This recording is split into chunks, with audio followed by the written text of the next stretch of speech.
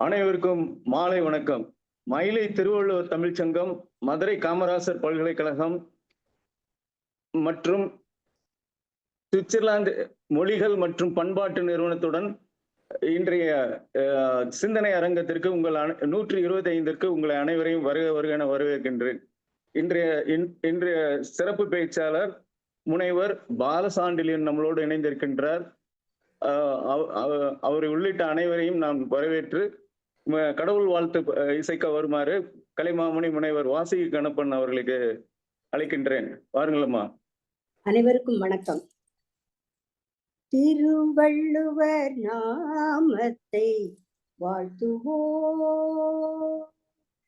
திருவள்ளுவர் நாமத்தை வாழ்த்துவோம் வாரி.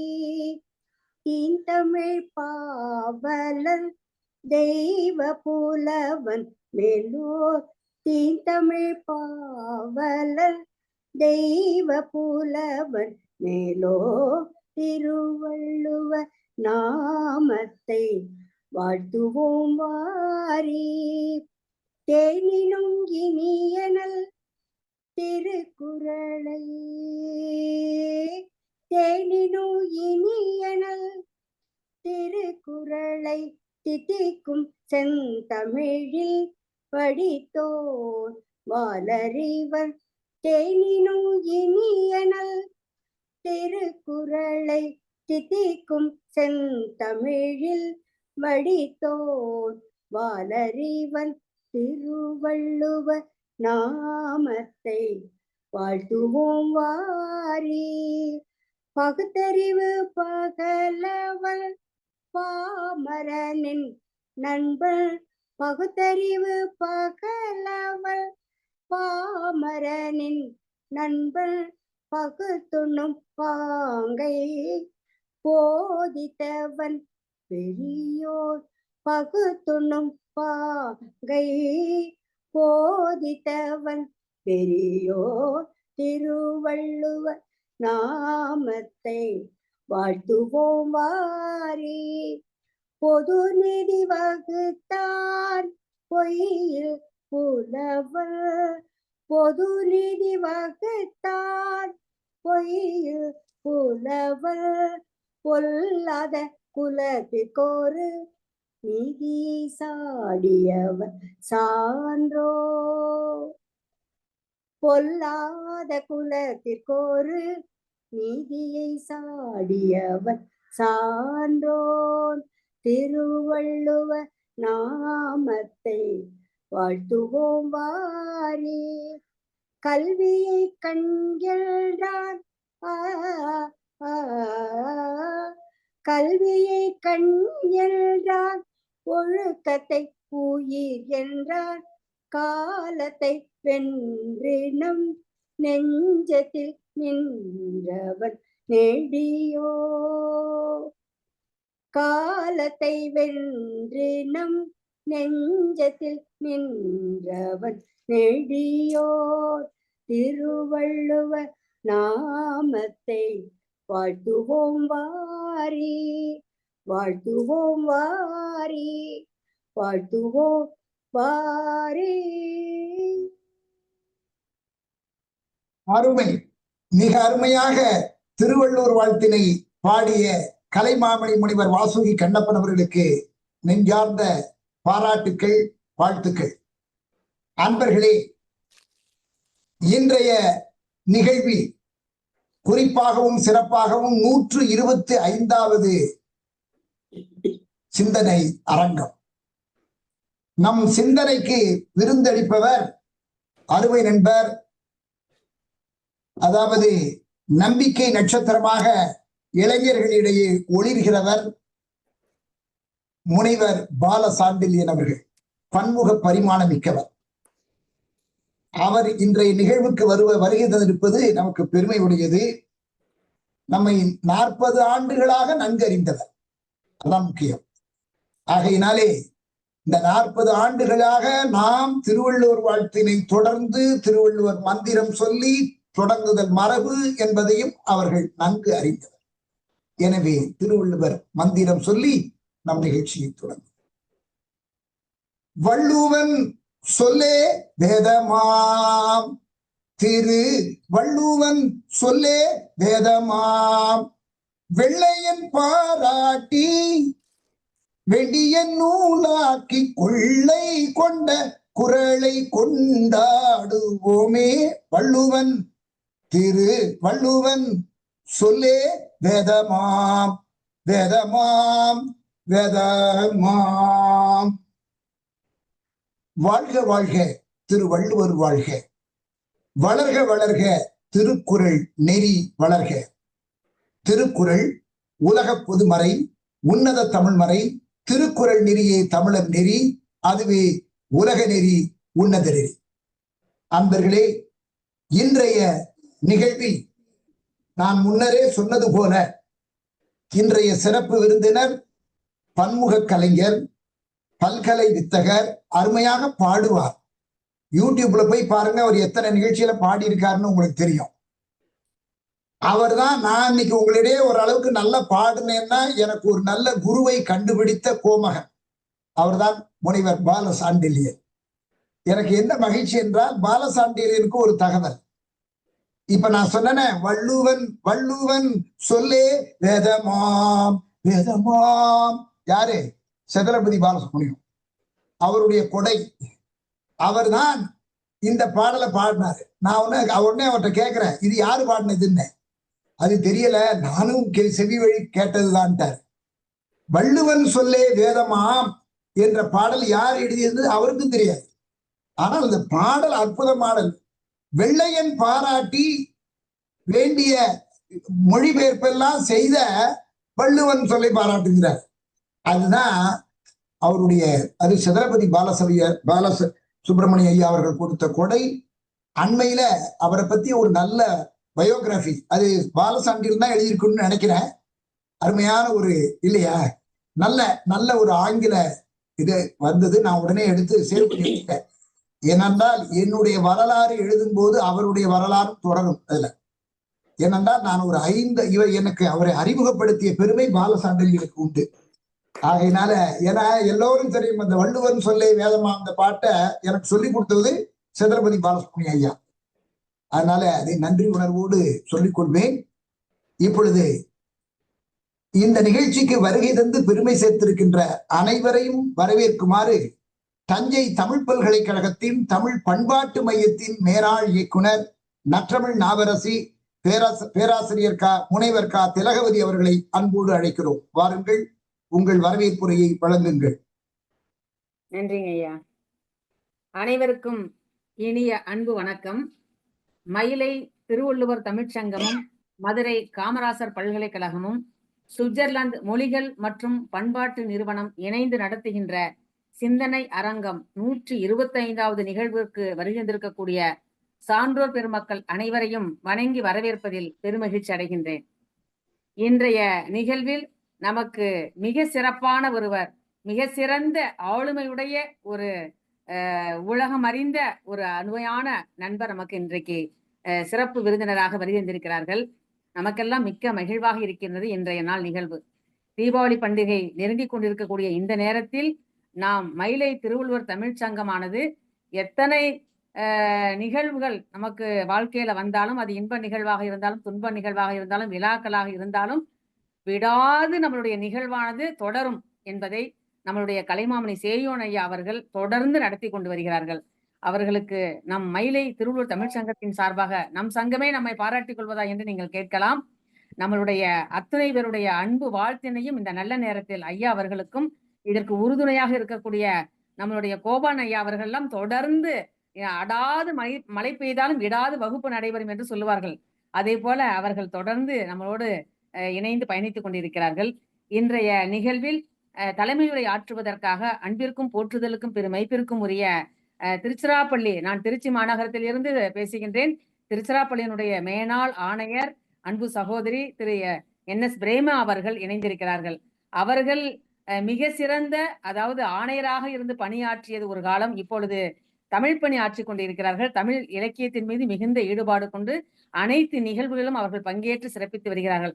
அவர்களை நம்ம மயிலை திருவள்ளுவர் தமிழ் சங்கத்தின் சார்பாக வருக வருக என்று அன்போடு வரவேற்பதில் பெருமகிழ்ச்சி அடைகின்றேன். அடுத்ததாக இன்றைய நிகழ்வில் சிறப்பு விருந்தினராக வந்து நமக்கு பெருமை சேர்க்கின்ற வகையில் இணைந்திருக்கக்கூடிய அன்பிற்கும் போற்றுதலுக்கும் பெருமைப்பிற்கும் உரிய நம்முடைய கெழுதகை நண்பர் ஐயா அவர்கள் 40 ஆண்டுகளாக நம் சங்கத்தில் தொடர்ந்து அவர்கள் இணைந்திருக்கிறார்கள் என்று ஐயா அவர்கள் சொன்னதன் காரணமாக நம்முடைய கெழுதகை நண்பராக விளங்குகின்ற டாக்டர் பாலசாண்டில்யன் அவர்கள், அவருடைய இயற்பெயர் திரு பாலசுப்ரமணியம் ஐயா அவர்கள், தன்னுடைய புனைப்பெயராக மிக அருமையான ஒரு பெயரை அவர்கள் சூடியிருக்கிறார்கள். அவர்கள் மிகச்சிறந்த எழுத்தாளர், கவிஞர், நூலாசிரியர், பன்முக கலைஞர், பாடலாசிரியர், இப்படி அவர் பல்வேறு மனிதவள மேம்பாட்டு பயிற்சியாளர், கல்வி மனநல ஆலோசகர், இப்படி பன்முக கலைஞராக அவர் மிளிர்கின்றார்.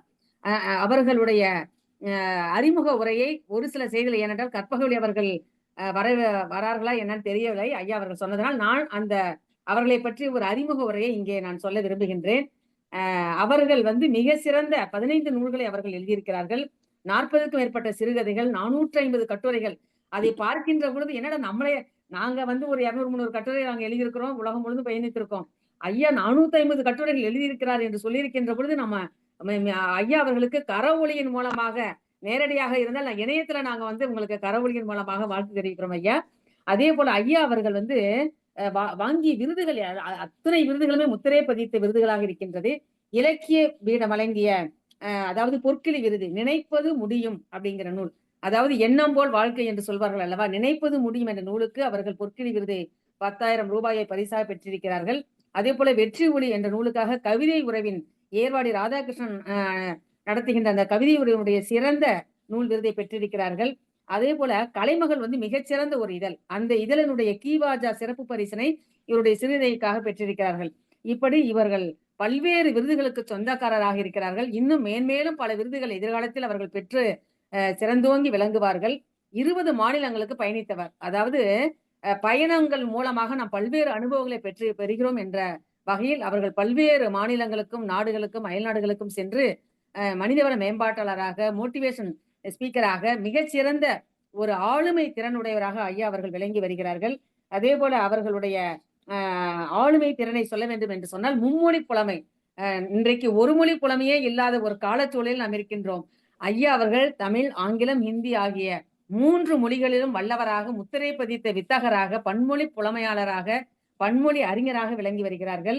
அவர்கள் நிறைய, அதாவது பல்வேறு பள்ளி, கல்லூரி, பொது நிறுவனங்கள், LNT போன்ற பல்வேறு இடங்களுக்கு சென்று ஆளுமை திறனுடைய பயிற்சியை நடத்தியிருக்கிறார்கள், பொது நிகழ்வை நடத்தியிருக்கிறார்கள். அதே போல தொலைக்காட்சிகளில், மீடியாவிலும் அவர்கள் மிகச்சிறந்த பங்களிப்பை செய்திருக்கிறார்கள்.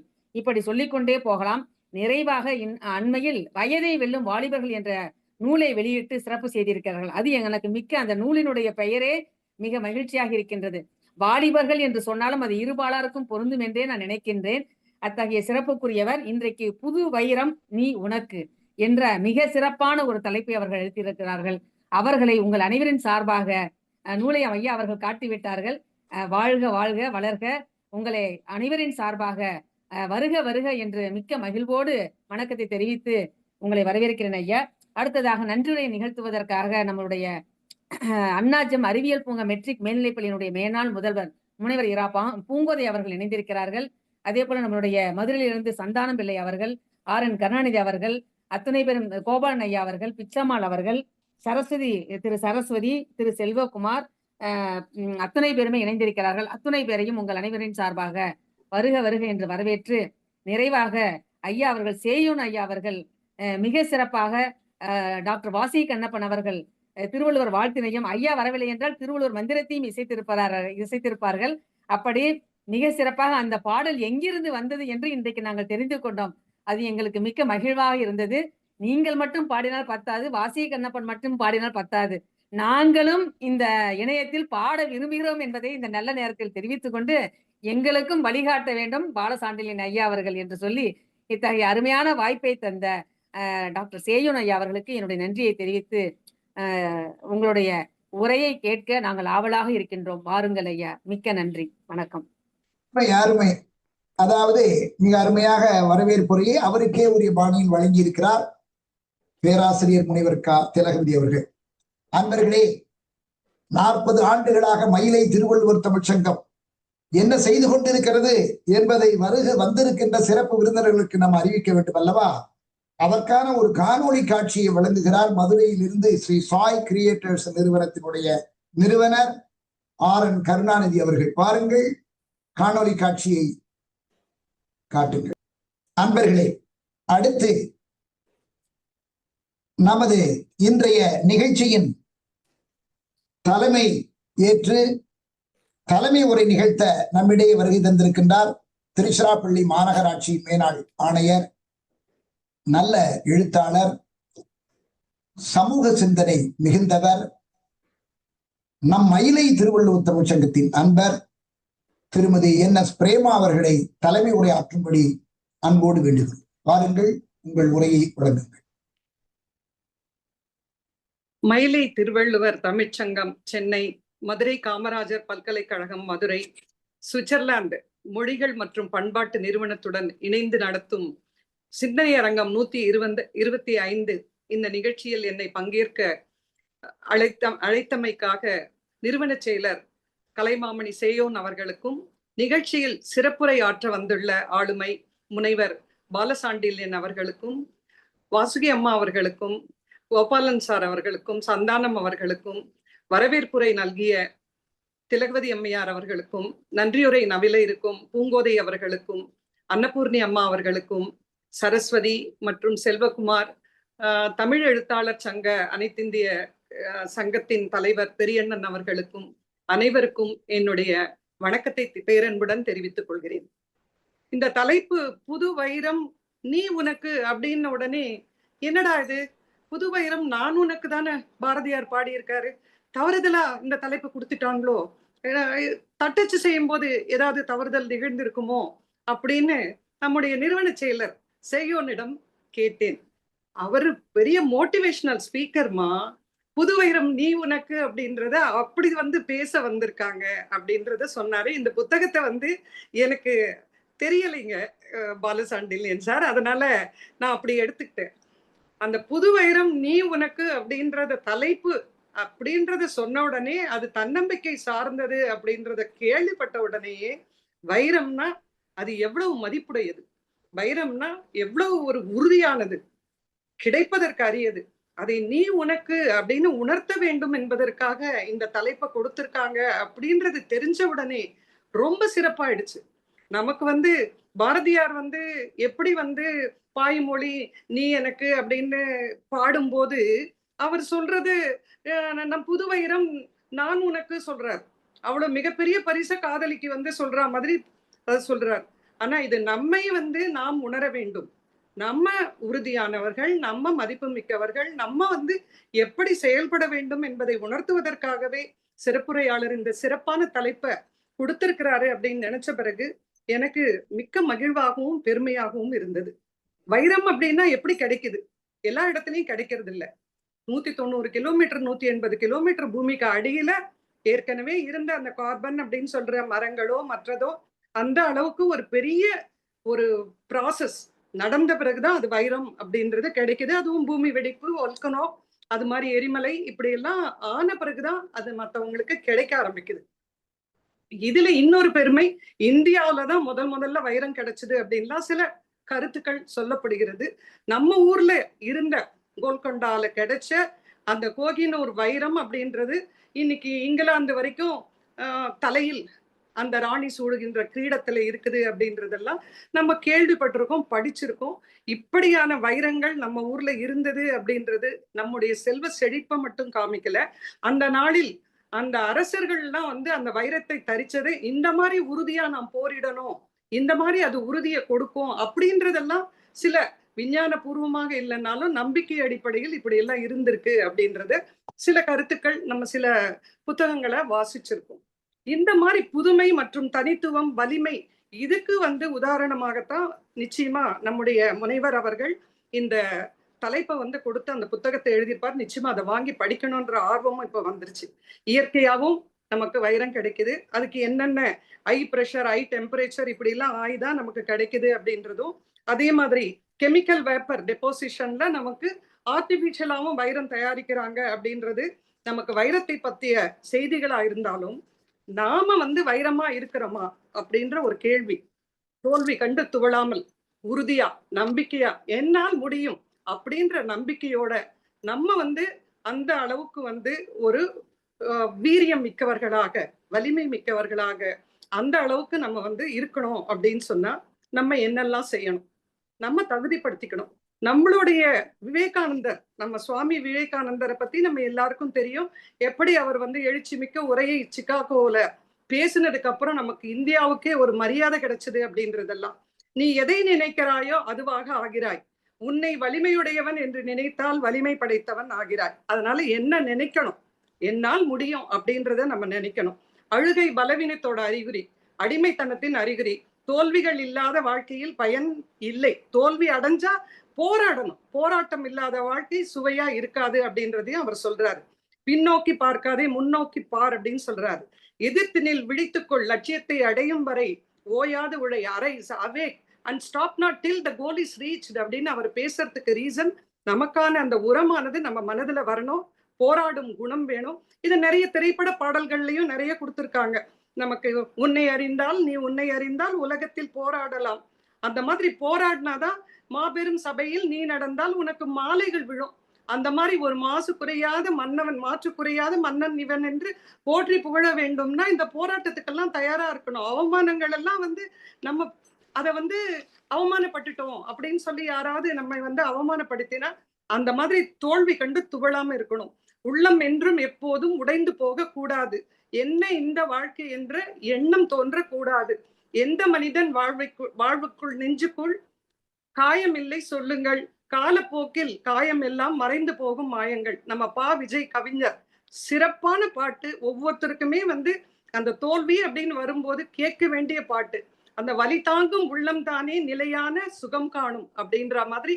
அப்படி ஒரு தோல்விகள்லாம் வந்தாலும் மனிதா உன் மனதை கீறி விதை போடு மரமாகும். அவமானம், படத்தோல்வி எல்லாமே உரமாகும்.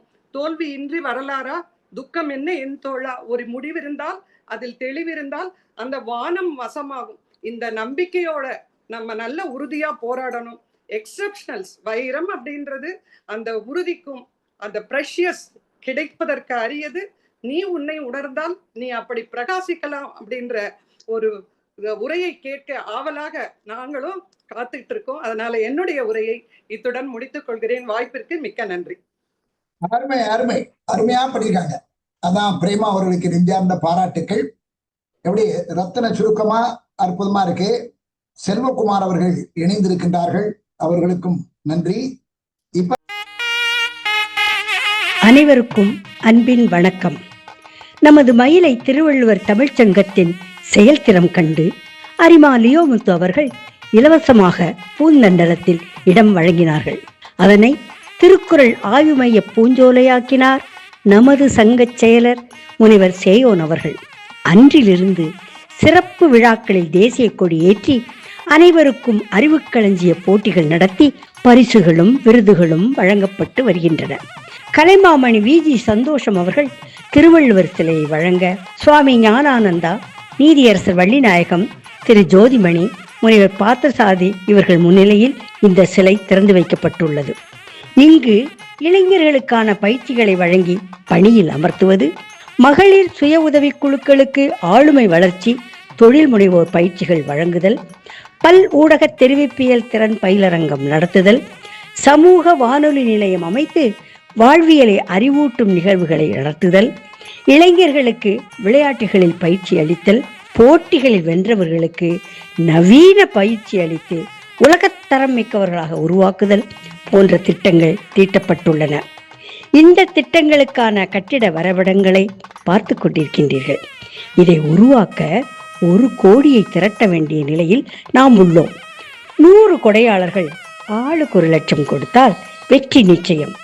அவர்களின் திருப்பெயர்கள் கல்வெட்டில் பொன் எழுத்துக்களில் பொறிக்கப்படும். இதுவரை நிதி கொடுத்த கொடையாளர்களின் பெயர்களை சொல்ல வேண்டியது நம் கடமையல்லவா? செயலர் சேயோன் குடும்பத்தினர் ஆளுக்கு 1 லட்சமாக 5 லட்சமும், அரிமாசா கீர்த்திவாசன் சந்திராமாள் கல்வி அறக்கட்டளை, ஆரோக்கியா என்டர்பிரைசஸ் லிமிடெட் சேலம், முனைவர் கிருஷ்ணச்சந்த் சோடியா, முனைவர் செல்வராணி செல்வம், சென்னை டிஎஃப்சி புரமோட்டர் திரு சதீஷ்குமார், மனாடெக் தொழில் குழுமங்களின் தலைவர் திரு மணநாதன், இவர்களெல்லாம் ஆளுக்கு 1 லட்சமும் சென்னை தமிழ்நாடு திறந்தநிலை பல்கலைக்கழக முன்னை துணைவேந்தர் முனைவர் கோ பார்த்தசாரதி, திருமதி மங்கையர்க்கரசி பார்த்தசாரதி, சென்னை வைட்டாலியம் செயற்கைப்பல் தயாரிப்பு நிறுவனர் திரு ச குமரகுருபரன், திருமதி மீனாட்சி குமரகுருபரன் என்ற இந்த 2 அன்றில் பறவைகளும் 4 லட்சங்களை வழங்கியிருக்கின்றார்கள். இந்த பட்டியலில் நீங்களும் இடம் பெறலாமே. பூந்தண்டலம் கல்வி பூஞ்சோலையாகும் அல்லவா? உதவிக்கரம் நீட்டுங்கள். தங்களின் நன்கொடைக்கு வருமான வரி விலக்கும் உண்டு. தங்களின் பெயர் காலத்தை வென்று நிற்கும். திருவள்ளுவர் பூஞ்சோலையை காண வாருங்கள். திருவள்ளுவர் அறிவுக்களஞ்சிய மையத்தை ஊர்கூடி தேரெழுக்க நிதி தந்து பெருமை கொள்ள அன்போடு வாருங்கள். மயிலை திருவள்ளுவர் தமிழ்ச்சங்கம் அறிவியல் பூங்கா காலாண்டு இதழின் காணொளி காட்சி.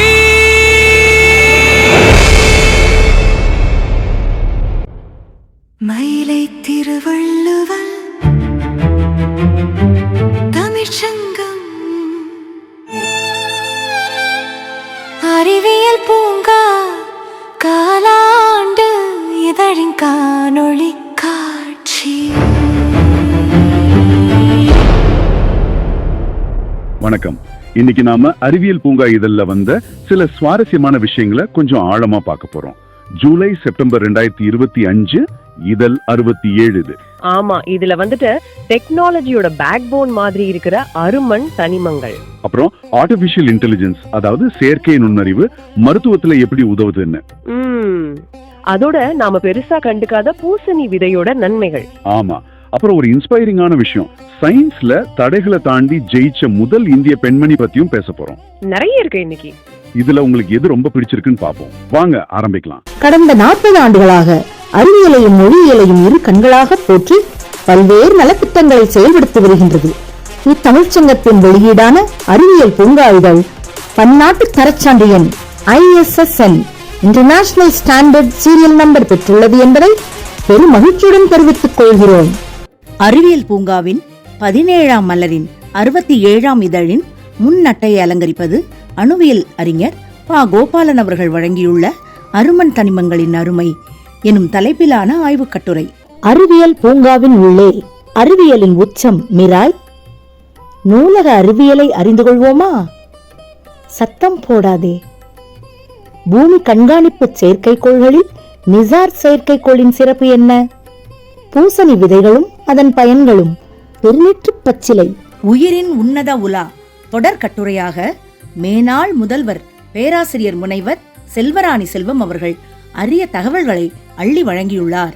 சிறப்பு நேர்காணல் விஞ்ஞானி வி. டில்லிபாபு. வில்வம் மூலிகை வேதியும் வேதியியல் பார்வையும் பாகம் 2. கல்வியியலில் புவியியல் பெருமிடம். அறிவியல் பூங்கா 66ஆம் இதழ் திறனாய்வு. பேசும் பூச்சிக்கொல்லிகள். அறிவியல் நூல் அறிமுகம். உடம்பை வளர்த்தேன் உயிர் வளர்த்தேனே. சூரிய ஆற்றலில் போட்டோவோல்டாய்க் செல்களின் பங்கு. நீர் மற்றும் நீரியல் மேலாண்மை குறித்த பல அரிய செய்திகளை மிக எளிய நடையில் தந்துள்ளார் வானிலை விஞ்ஞானி முனைவர் கூவை பாலசுப்ரமணியம் அவர்கள். இது போன்ற இன்னும் பல கட்டுரைகளை பேராசிரியர் முனைவர் முத்துவேலு அவர்கள், முனைவர் வாசுகி கண்ணப்பன் மற்றும் பலர் கவர்ச்சிகரமான தலைப்புகளில் ஆராய்ச்சி கட்டுரைகளை அள்ளி வழங்கியுள்ளனர். இவை அனைத்தும் இன்றைய இளைஞர்களுக்கும் உலகிற்கும் பயனளிக்கும் நோக்கில் உள்ளன.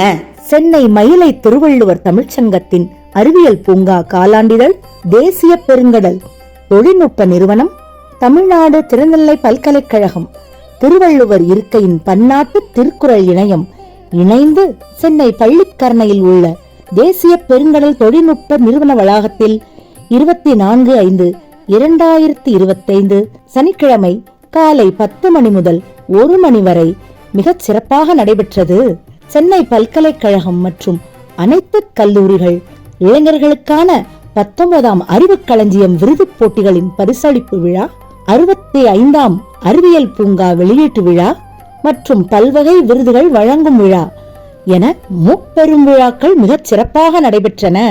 இதில் 100க்கும் மேற்பட்ட மாணவர்கள் பங்கேற்று பயன்பெற்றனர். முப்பெரும் விழா நிகழ்ச்சிகளின் தொகுப்பினை படிப்போர் நெஞ்சில் பதியும் வகையில் அறிவியல் உலாவாக தந்துள்ளார் இதழாசிரியர் கலைமாமணி முனைவர் சேயன் அவர்கள்.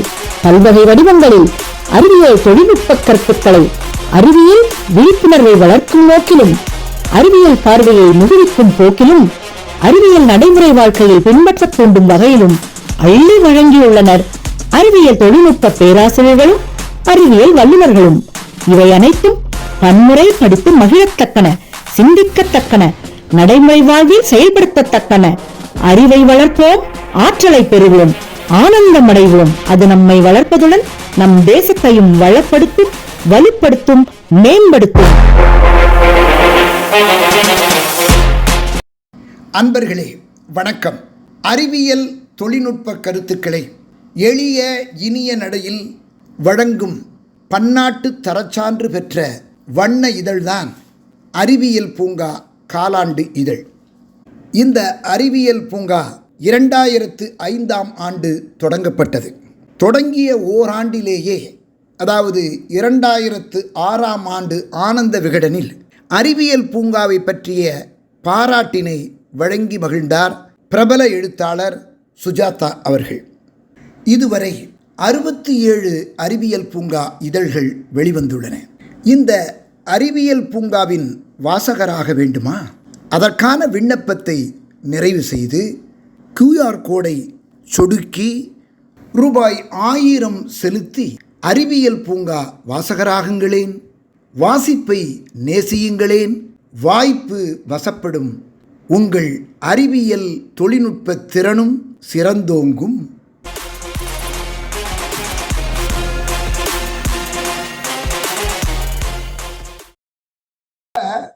நம்ம இன்றைய சிறப்பு விருந்தினர் பிரபல எழுத்தாளர், கவிஞர், இளைஞர்களின் நம்பிக்கை நட்சத்திரம், பல்கலை வித்தகர், என் அருமை நண்பர் முனைவர் பாலசாண்டில்யன் அவர்களை சிறப்புரை ஆற்ற வருமாறு அன்போடு வேண்டுகிறேன். இப்ப அறிமுக உரையை நிகழ்த்துமாறு நான் ஏன்னா இன்னைக்கு கற்பகவல்லி வரணும், அவங்க வரலேன்னு நேற்று எனக்கு சொன்ன உடனே நான் முனைவர் பூங்கோதையை கூப்பிட்டு, அம்மா நீ தயார் பண்ணின்னு சொல்லி அவங்களுக்கு இவருடைய பயோடேட்டாலாம் அனுப்பிட்டேன். அவங்க தக்க நேரத்தில் எனக்கு ஞாபகப்படுத்திட்டாங்க. திலகவதி நான் சொன்னேன்னு சொன்னதுனால சரி விட்டுருமான்னு பார்த்தேன். எப்படி இருந்தாலும் தயார் பண்ணியிருக்காங்கல்ல, அவங்களை நாம் நிச்சயமாக சொல்ல வைக்கணும். முனைவர் இரா பூங்கோதை அவர்கள் நான் நேற்று இரவு கூப்பிட்டு அவங்களுக்கு இவருடைய பயோடேட்டாவை அனுப்பி அம்மா நீங்கள் அப்படின்னு சொல்லியிருந்தேன். வாங்க, உங்களுடைய அறிமுக உரைக்கு பின் நமது பாலசாண்டிலின் ஐயா அவர்களை பேச சொல்லுவோம். வாருங்கள். அனைவருக்கும் வணக்கம். மயிலை திருவள்ளுவர் தமிழ்ச்சங்கம் சென்னை, மதுரை காமராசர் பல்கலைக்கழகம் மதுரை, சுவிட்சர்லாந்து மொழிகள் மற்றும் பண்பாட்டு நிறுவனத்துடன் இணைந்து நடத்தும் சிந்தனை அரங்கம் 125 இன்று புது வைரம் நீ உனக்கு என்ற புதுமையான தலைப்புல நம்மை அனைவரையும் சிந்திப்பதற்காக இன்றைய சிந்தனை அரங்கம்.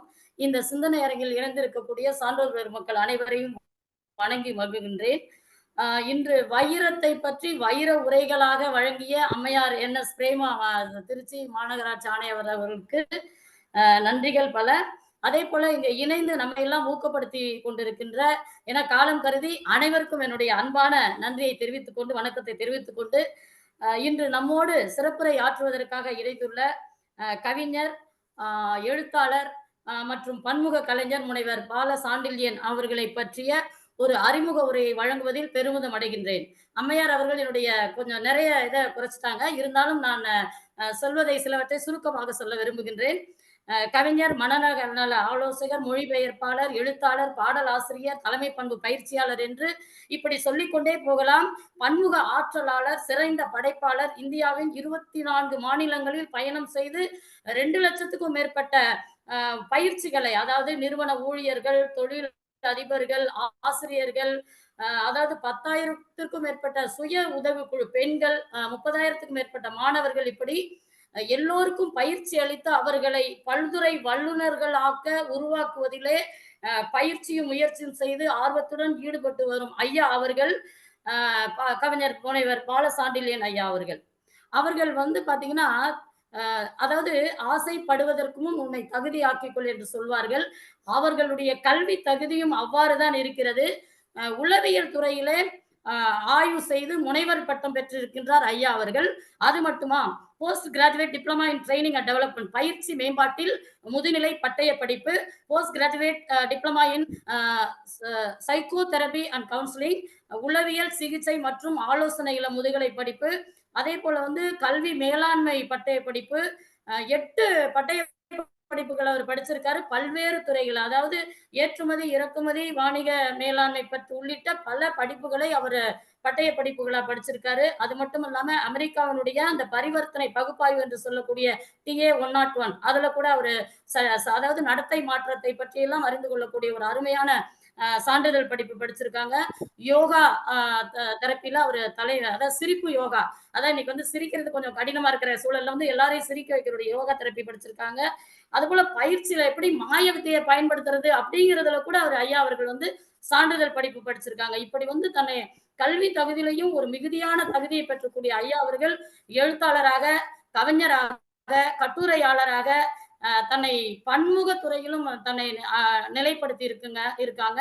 15 புத்தகங்கள், 900 கவிதைகள், 40க்கும் மேற்பட்ட சிறுகதைகள், 450 கட்டுரைகள், 100க்கும் மேற்பட்ட பாடல்களை எழுதி இலக்கிய உலகின் உச்சத்தில் தன்னை நிலைப்படுத்தி கொண்டிருக்கின்றார். சான்றாக அம்மையார் அவர்கள் அதை சொல்லிட்டாங்க. அவருடைய 16வது படைப்பு 50 சாதனையாளர்களுடைய வாழ்க்கையை சொல்லும் வயதை வெல்லும் வாலிபர்கள் அப்படிங்கிறதுல ஒரு ஆவண நூல் வெளியீடு. சென்னையில 100 எழுத்தாளருக்கு மேல சங்கமிக்க பத்திரிகையாளர்கள் திரு லேனா தமிழ்வாணன், பட்டுக்கோட்டை பிரபாகர், திரு தேவிபாலா அவர்கள், கலைமகள் ஆசிரியர் கீழாம்பூர் சங்கர சுப்பிரமணியன் அவர்கள் உள்ளிட்ட, இன்னும் ராம்ஜி போன்றவர்கள்லாம் உள்ளிட்ட அந்த இலக்கிய உலகில ஆளுமைகள் எல்லாம் அங்கே சங்கமித்திருக்க, அவர்கள் எல்லாம் வாழ்த்துரைக்க, அனைவரின் மகிழ்வுரையாக இவரது நூல் வெளியீடு. நவிழ்தொறும் நூல்நயம் போலும் பயில்தொறும் பண்புடையாளர் தொடர்பு என்ற குரலுக்கேற்ப ஒருங்கே அமையப்பெற்ற உன்னத விழாவாக அவருடைய அந்த நூல் வெளியீட்டு விழா அமைந்திருந்தது குறிப்பிடத்தக்கது. கற்றாரை கற்றாரை காமுறுவர் அல்லவா, அது போலதான் இவருடைய விருதுகளும், அதாவது இவருடைய திறமையை பாராட்டி இவர் பெற்ற விருதுகள்.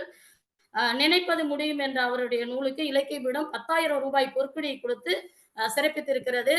2 சுய முன்னேற்ற நூல்களுக்கு NRK விருது கிடைத்துள்ளது. இன்னைக்கு தலைப்பு புது வைரம் நீ உனக்கு அப்படிங்கிற ஒரு தலைப்பு. உன்னையே நீ அறிவா என்று சாக்ரட்டிஸ் சொன்னதை போல புது வைரம் நீ உனக்கு, அதுவே இன்னைக்கு தலைப்பு. அது அம்மையார் சொல்லிட்டாங்க, விலை மதிக்க முடியாத வைரம். அது போல இவரும் அந்த தலைப்புல நூல் எழுதியிருக்காரு. நானும் அம்மையார் சொன்ன போல படிக்கணும் அப்படின்னு ஆசையா இருக்கு. அதே போல கவிதை உறவு இவரது வெற்றி வெளி அப்படிங்கிற நூலுக்கு சிறந்த நூலுக்கான விருது கொடுத்து பெருமைப்படுத்தியுள்ளது. இவரது சிறுகதை கலைமகள் இதழினுடைய கீவாஜா சிறப்பு பரிசு பெற்றுள்ளது. உரத்த சந்தனை, கோதை அரைக்கட்டளை, தங்கமீன் மற்றும் இலக்கிய பீடம் நடத்திய சிறுகதை பரிசு போட்டிகள்ல இவர் பரிசு பெற்றிருக்கிறார் என்பது இவருடைய திறமைக்கும் இவருடைய சிறப்புக்கும் மேலும் மெருகூட்டுகிறது. இவரது தண்டவாளங்கள் அப்படிங்கிற அந்த சிறுக நூல் கவிதை உரையுடைய சிறந்த நூலுக்கான விருதை பெற்றுள்ளது. இப்படி இன்னும் சொல்லிட்டே போலாம். காலம் கருதி நான் சுருக்கமாக முடிக்க விரும்புகின்றேன். இவர் ஊடகத்திலையும் பாத்தீங்கன்னா 400க்கும் மேற்பட்ட நிகழ்ச்சிகளை நடத்தியிருக்காரு ஊடகத்துறையில. எழுத்துச்சுடர், வித்யாரத்னா, அதே போல மனிதநேய மாமணி போன்ற பல ஆளுமை தன்மைகளை வெளிப்படுத்தக்கூடிய வலம் வரக்கூடிய ஐயா அவர்கள் இன்னைக்கு எங்க விட்டு போயிடுமோன்னு நினைச்சேன். அறிமுகப்படுத்தக்கூடிய வாய்ப்பு, நல்லது ஒரு வாய்ப்பு எனக்கு கிடைச்சது. அதற்கு நிறுவன செயலர், மயிலை திருவள்ளுவர் தமிழ்ச்சங்கத்தினுடைய நிறுவன செயலர் சேவாரத்னா கலைமாமணி சேயோன் ஐயா அவர்களுக்கு நன்றி கூறி, அனைவருக்கும் நன்றி கூறி, கவிஞர் பாலசாண்டிலியன் ஐயா அவர்களை வருக, உங்கள் சிறப்புரையை தருக, நாங்கள் அனைவரும் காத்திருக்கிறோம் பருக என்று கூறி வாய்ப்புக்கு நன்றி கூறி விடைபெறுகிறேன். நன்றி, வணக்கம். நன்றி முனைவர் பூங்கோதை அவர்களே, உங்களுடைய ஆர்வத்தை பாராட்டுகிறேன். நான் கூட நினைச்ச உண்மையதான், அவங்களை சொல்லிட்டேன். நான் திலகவதி பேசும்போது நான் அறிமுக உரை நான் வருவாங்களோ வரலையோ நான் கொஞ்சம் சொல்றேன்ட்டாங்களா, சரி அதோட விட்டுருமான்னு பார்த்தேன். இல்ல நான் எனக்கு சொன்னதை நிறைவேற்றுவேன்னு சொல்லிட்டாங்க பாருங்க, வாழ்த்துக்கள். இன்னொன்னு நீங்க யாரும் நினைக்கலாம், ஏன் இவ்வளவு பெரிய அறிமுக உரைன்னு. ஒருத்தரை நன்றாக அறிமுகம் செய்தால்தான், இங்க நம்மகிட்ட இருக்கிறவங்க எல்லாரும் பெரிய பெரிய ஆளுமைகள். இப்ப அண்மையில இணைஞ்சிருக்காரு நடேசன் சுந்தரனார், ஆஸ்திரேலியால இருந்து. அவர் மெல்பர்ன் தமிழ்ச்சங்க நிறுவனர். அங்க மெல்பர்ன்ல இப்ப தொல்காப்பிய தமிழ்ச்சங்கத்தை நிறுவியிருக்கிறார். ஆஸ்திரேலியால 3 கல்வி நிறுவனங்களை நடத்துகிறார். மிகச்சிறந்த நற்றமிழ் தொண்டர். அவர் இப்போ நம்மளோட இணைஞ்சிருக்கிறார். செல்வகுமார் எனக்கு எங்கேன்னு தெரியல, நம்ம பேசுவோம் அப்புறம். ரொம்ப மகிழ்ச்சி. ஏனென்றால் இந்த மாதிரி புது ஆளுமைகள் இருக்காங்க, அவங்களுக்கெல்லாம் இவருடைய இதை தெரிஞ்சா அவர்கள் நிகழ்விலும் அழைப்பார்கள். நமது நிகழ்ச்சிக்கு மட்டுமல்ல, மற்ற நிகழ்வுகளையும் இவர்களை, ஏன்னா இங்க இருக்கிற எல்லாருமே பெரியண்ணன்ல இருந்து சரஸ்வதி பல அன்பர்கள் சொன்னால் காலம் கடிதேகம் சரியாக 3:45. இன்னும் நீங்கள் 45 மணி 40 45 மணித்துளிகளுக்கு உங்கள் உரையை நிகழ்த்துங்கள். கடைசி ஒரு அரை மணி நேரம் நம் அன்பர்கள் உங்களோடு கலந்துரையாடுவார்கள். சரியா? இப்பொழுது சிறப்பு விருந்தினர் முனைவர் பாலசாண்டில்யன் அவர்களே, வாருங்கள், உங்கள் சிறப்புரையை வழங்குங்கள். மயிலை திருவள்ளுவர் தமிழ்ச்சங்கம் சென்னை, மதுரை காமராஜ் பல்கலைக்கழகம் மதுரை, சுவிட்சர்லாந்து மொழிகள் மற்றும் பண்பாட்டு நிறுவனத்துடன் இணைந்து நடத்தக்கூடிய சிந்தனை அரங்கம் 125வது தொடர் நிகழ்ச்சியில என்னை அழைத்தது மிகுந்த மகிழ்ச்சியாகவும் சந்தோஷமாகவும் நன்றி உணர்வையும் நான் நமது அனைவருக்கும் வழிகாட்டியாக விளங்கக்கூடிய சேவாத்மா கலைமாமணி முனைவோர் சேயோன் அவர்களுக்கு சமர்ப்பிப்பதிலே நான் மிகுந்த மகிழ்ச்சி அடைகின்றேன். இதுக்கு முன்னாடி 2-3 வாட்டி என்னை கூப்பிட்டுருக்காங்க. நான் கழுவுற மீன்ல நழுவுற மீன் மாதிரி தப்பிச்சு ஓடிட்டேன்னு அவருக்கு ரொம்ப வருத்தம்.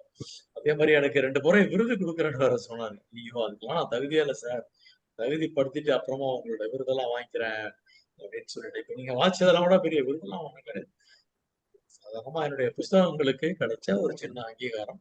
இன்ஃபேக்ட் இந்த கூட்டத்துல கலந்து கொண்டிருக்கக்கூடிய ஐயா பெரியண்ணன் அவருடைய எழுத்தாளர் சங்கத்தின் மூலமாகவும் என்னுடைய தண்டவாளம் சிறுகதை நூலுக்கு பரிசு கிடைச்சது. பார்த்த ஞாபகம் அப்படின்னு அடுத்த ஒரு சிறுகதை நூல், அது கூட விரதஸ்தனை. இதெல்லாமே என்னன்னா நம்மளுடைய சங்கங்கள்ல 3 வருஷமா நான் மெம்பரா இருக்கேன். ஊக்குவிக்கிறதுக்காக கொடுக்கப்பட்ட விருதாகத்தான் நான் நினைக்கிறேன். பெரிய எழுத்தாளர்கள்லாம் இருக்காங்க.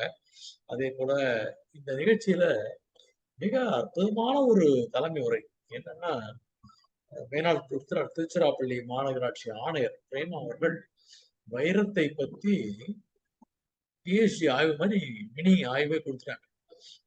இனிமே வைரத்தை பத்தி சொல்றதுக்கு ஏதாவது இருக்கான்னு எனக்கு தெரியல, அந்த அளவுக்கு சிறப்பான ஒரு உரை. ஏற்கனவே இதுல டபுள் இன்ட்ரோடக்ஷன் அப்படின்னு சொல்லுவாங்க. So I am doubly happy. ஏன்னா ஏற்கனவே திலகவதி அவர்களும் அறிமுகப்படுத்திட்டாங்க. அதுக்கப்புறம் நம்ம கற்பகவள்ளி என்னுடைய அன்பு சகோதரி கதை சொல்லி எல்லாருமே டிவியில பார்த்து இருந்திருக்கோம்.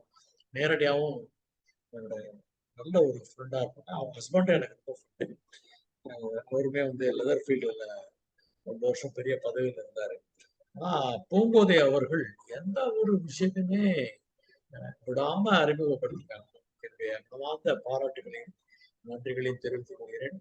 நம்முடைய அறிவியல் செம்மல் கோபாலன் ஐயா அவர்களை இந்த கூட்டத்துல சந்திச்சது மற்ற மகிழ்ச்சி. ஹைதராபாத்ல இருந்தாலும் எங்க இருந்தாலும் இந்த கூட்டத்துல ஜூம் மூலமா கலந்துக்கலாம்ன்றத இணையம் நமக்கு ஏற்படுத்தி கொடுத்திருக்கக்கூடிய வசதி.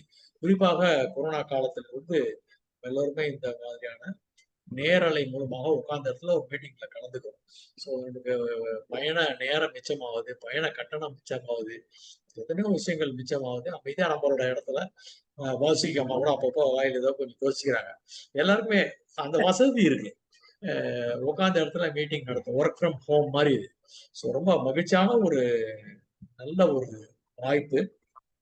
என்ன தலைப்புன்னு கேட்டாரு. நானாவே இந்த தலைப்பை கொடுத்துட்டேன், புது வைரம் நீ உனக்கு அப்படின்னு சொல்லிட்டு.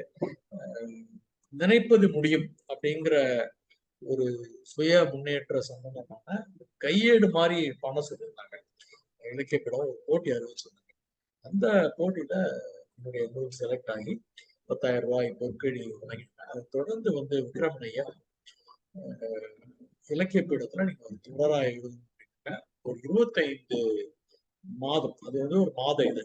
ஸோ இந்த புது வைரம் நீ உனக்கு அப்படிங்கிற தலைப்புலதான் அந்த கட்டுரைகள் வெளிவந்தது. பிரேமா அம்மா சொன்ன மாதிரி வட்டக்கரிய விழி கண்ணம்மா வானை கருமை கொண்டு பட்டு கருநீல புடவை பதித்த நல் வைரம் நட்ட நடு திசையில் தெரியும் நட்சத்திரங்கள். அவரு உலக மகாகவி, வானவில் அமைப்பும் புரதசிங் அமைப்பும் பாரதியாரை தொடர்ந்து கொண்டாடி கொண்டிருக்கிறார்கள். சோ அந்த ஒரு தலைப்பு அம்மாவே அதுக்கான அர்த்தத்தையும் சொல்லிட்டாங்க. வைரம் எப்படிப்பட்ட ஒரு விஷயம், அது நமக்குள்ளேயே இருக்குன்றத நம்ம எப்படி கண்டறிவதுங்கிறத பத்தி தான் அநேகமா பேசுவார் அவர்களே அப்படின்னு நான் யூகிக்கிறேன் அப்படின்ட்டு. ஒரு கற்றறிந்த ஒரு அறிஞர் கட்டாயமாக அவருடைய யூகம் வந்து தவறாக இருக்க வாய்ப்பே இல்லை என்பதை சொல்லி இந்த கூட்டத்திலே கலந்து கொண்டிருக்கக்கூடிய 16 பேர் சேயோன் வந்து 2 போட்டோ போட்டு நினைச்சிருக்காரு. ஸோ அதனால அவரையும் என்னையும் கழிச்சுட்டா 3 கழிச்சுட்டா 13 பேர் இணைஞ்சிருக்காங்க இந்த கூட்டத்தில். அவருடைய நேரத்தை இங்கே செலவிடுவதற்காக எனக்கு அன்புக்கினிய பிச்சைமால் அவர்களும் பிளர்டா இருந்தா கூட பறிச்சுட்டு இருப்பாங்க எப்பவுமே குரல் வழியாக. ஸோ அநேகமா அடுத்த ஒரு 1/2 hours அந்த இன்ட்ராக்ஷன்ல வந்துடுவாங்கன்னு நினைக்கிறேன். கருணாநிதி அவர்களும் மிகச்சிறந்த ஒரு வரவேற்புரை ஆற்றி இங்கே அமர்ந்திருக்கிறார்கள். நல்ல பிரமாதமான ஒரு வீடியோ அந்த காட்சி அவங்க கொடுத்தாங்க.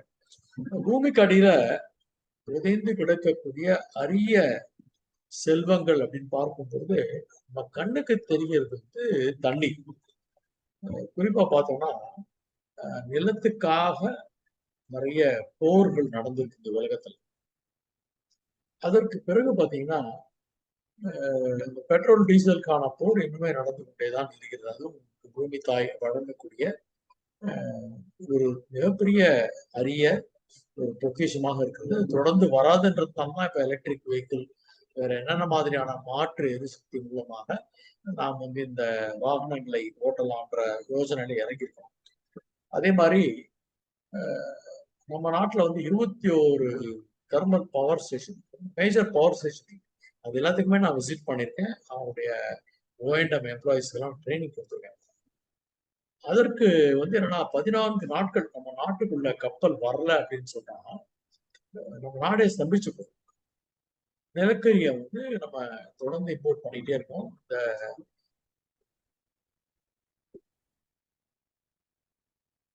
எனர்ஜி கம்பெனிஸ் என்ன பண்றாங்கன்னா தொடர்ந்து நிலக்கரியை பயன்படுத்தி நமக்கு பவர் வந்து கொடுத்துட்டே இருக்காங்க தெர்மல் பவர் பிளான்ட்ல. அதற்கு மாற்று எரிசக்தியாக தான் இது வந்து விண்மில் வந்திருக்கு, சோலார் எனர்ஜி வந்திருக்கு. இருந்தாலும் நம்மளுடைய தேவை நாளுக்கு நாள் அதிகமாயிட்டே போகுது.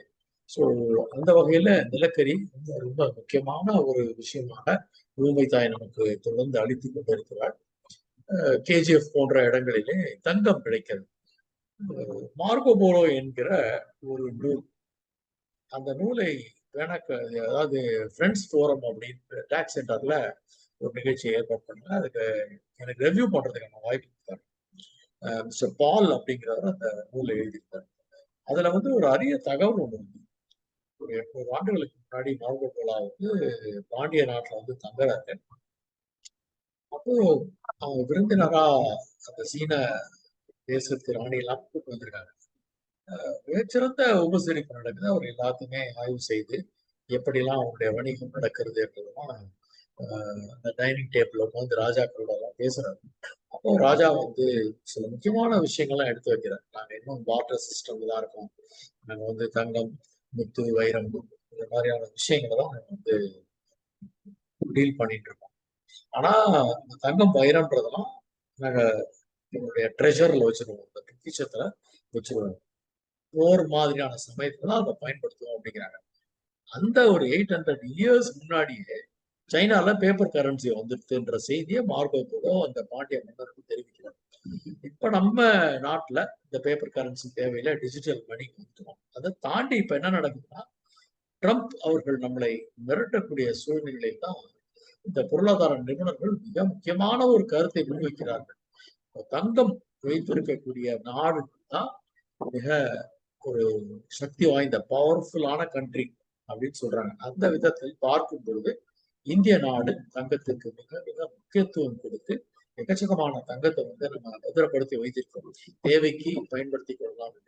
நம்ம நாட்டுல மட்டும்தான் தங்கம் இல்லாம திருமணமே நடக்காது. பருப்பு இல்லாத கல்யாணமான்னு சொல்லுவாங்க இல்லையா, அதே மாதிரி தங்கம் இல்லாம கல்யாணம் நடக்கவே நடக்காது. வெளியில போனா மட்டும் நமக்கு ஒரு பயத்துல, ஒரு பாதுகாப்பு உணர்ச்சிக்காக நம்ம தங்கத்தெல்லாம் கழட்டி வச்சுட்டு முத்து மாலை வேற சில ஃபேக் ஜுவல்லரி எல்லாம் போட்டுட்டோம். இருந்தாலும் தங்கம் என்பது பெண்களுக்கு மிகவும் பிடித்த விஷயம். என்னை போன்ற ஆண்களுக்கு ரொம்ப பிடிக்கும். நான் 2 மோதிரம், ஒரு செயின், பிரேஸ்லெட் எல்லாம் உள்ள வச்சுட்டேன். அதெல்லாம் எனக்கு பிடிக்காதுன்னு சொல்லிட்டு. ஏன்னா வாங்கி வாங்கி குடுப்பாங்க இல்லையா? அது பிடித்தவர்களுக்கு வாங்கி தருவாங்க. ஸோ நம்ம வந்து தங்கம் அப்படிங்கிறது ரொம்ப முக்கியம். அதை தாண்டின ஒரு விஷயம் தான் வைரம். எப்பவுமே அப்படியே மேலாப்படியா கடல்ல எடுத்தா வந்து நமக்கு உப்பு தான் கிடைக்கும். தண்ணி கிடைக்கும், உப்பு கிடைக்கும். அது ஆழமா போக போக தான் சின்ன சின்ன மீன்கள், அதுக்கப்புறம் பெரிய பெரிய திமிலங்கள், திமிங்கலங்கள் கடல்ல இல்லாத ஒரு விஷயமே இல்லைன்னு சொல்லலாம். அப்படிப்பட்ட ஒரு விஷயம் வந்து நமக்கு பூமிக்கு அடியில தோண்ட தோண்ட கிடைக்கும். அஜித் மற்றும் ரகுவரன் நடித்த ஒரு காட்சி ஞாபகம் நினைக்கிறேன். முகவரின்ற எனக்கு வந்து ஒரு நினைவு. சரி, மிகச் சரியாக எனக்கு சொல்ல தெரியவில்லை. அவர் வந்து தோண்டிட்டே இருப்பாங்க. இது மேல கிடைக்கலன்னு சொல்லிட்டு விட்டுருவார். ரகுவரன் அவர் சொல்லுவார், இவ்வளவு தூரம் தோண்டிட்ட, இன்னும் கொஞ்ச நேரம் நீ ட்ரை பண்ணா கண்டிப்பாக நீ தேடக்கூடிய புதையல் கிடைக்கும் உனக்கு அப்படின்றாங்க. இதுல நம்ம பார்க்க வேண்டிய ஒரு விஷயம் என்ன அப்படின்னாக்கா, ஒரு கற்பனையான ஒரு விஷயம். நிறைய பேர் நீங்க கேள்விப்பட்டிருப்பீங்க. ஒரு ஊர்ல கோவில் கட்டணும்னு நினைக்கிறாங்க. அந்த ஸ்தபதியை கூப்பிடுறாங்க. நிறைய மலைப்பாங்கான இடம். 2 பாறைகளை அந்த ஸ்தபதி வந்து தேர்வு செய்யறாங்க. திடீர்னு ஒரு பாறை வந்து பேசுகிறது, என்னெல்லாம் ஒண்ணும் பண்ணிடாதீங்க, ப்ளீஸ் லீவ் மீ அப்படிங்குது. சரி, அதை எடுத்து ஓரம் வைப்பா அப்படின்ட்டாரு. ஏன்னா 2மே அந்த சிலை வடிப்பதற்கு லாயக்கான பாறைகள். அது ஒரு பாறை ஓங்கி ஒலித்ததுனால் அதை வச்சு ஓரமா வச்சுட்டாங்க. இன்னொரு சிலை வந்து தேவையில்லாததையெல்லாம் நீக்கினால் தேவையான உருவம் கிடைக்கும். மனிதர்களும் அப்படிதான். என்னெல்லாம் தேவையில்லையோ அதையெல்லாம் அகற்றி விட்டால் மிக சிறந்த அழகான மனிதராக நம்மால் மாற முடியும். அப்படி ஒரு சிலை உருவாகிறது. அந்த சிலை வந்து உருவான பிறகு அது விக்கிரகமா மாறுது. கோவில் கும்பாபிஷேகம் மிகப்பெரிய வைபவமா நடக்குது. அந்த உருவமான கடவுள் போன்ற ஒரு சிலை உருவாகி விட்டது. இப்ப அதுக்கு அலங்காரம் எல்லாம் பண்ண ட்ரெஸ் போடணும், மாலை போடணும், அதுக்கு உரிய ஆபரணங்கள் எல்லாமே பண்ணணும். பல்வேறு நபர்கள் வருகிறார்கள். குறிப்பாக இந்த காலத்துல என்ன ஒரு கோவில் பிரபலமானோம்னா ஜோதிடர்கள் எல்லாம் அழைப்பாங்க. அந்த ஜோதிடர்கள் என்ன பண்ணுவாங்க, கொஞ்சம் ஜாஸ்தியாவே பத்திரிகை எல்லாம் எழுதுவாங்க. இந்த கோயிலுக்கு போங்க, கல்யாணம் ஆகாதவங்களுக்கு கல்யாணம் ஆயிடும், இன்னொரு கல்யாணம் ஆகணும்னா அதுவும் ஆயிடும், வீடு கட்டலாம், குழந்தை பிறக்கும், வேலை கிடைக்கும், என்னெல்லாம் எல்லாமே சொல்லுவாங்க. அது மட்டும் இல்ல, இந்த சாமிக்கு நீங்க 108 தேங்காய் உடைச்சீங்கன்னா நினைச்சது நடக்கும் அப்படின்ட்டு ஒரு ஜோசியர் எழுதிட்டார். இப்போ தேங்காய் வியாபாரிகள்லாம் அந்த கோவில் சன்னதியில நிறைய கடை போட்டாங்க. அவங்களுக்கு பயங்கரமான வியாபாரம். அர்ச்சனைக்கு ஒரு தட்டு தான் வாங்குவாங்க, ஒரு தேங்காய் தான் இருக்கும்.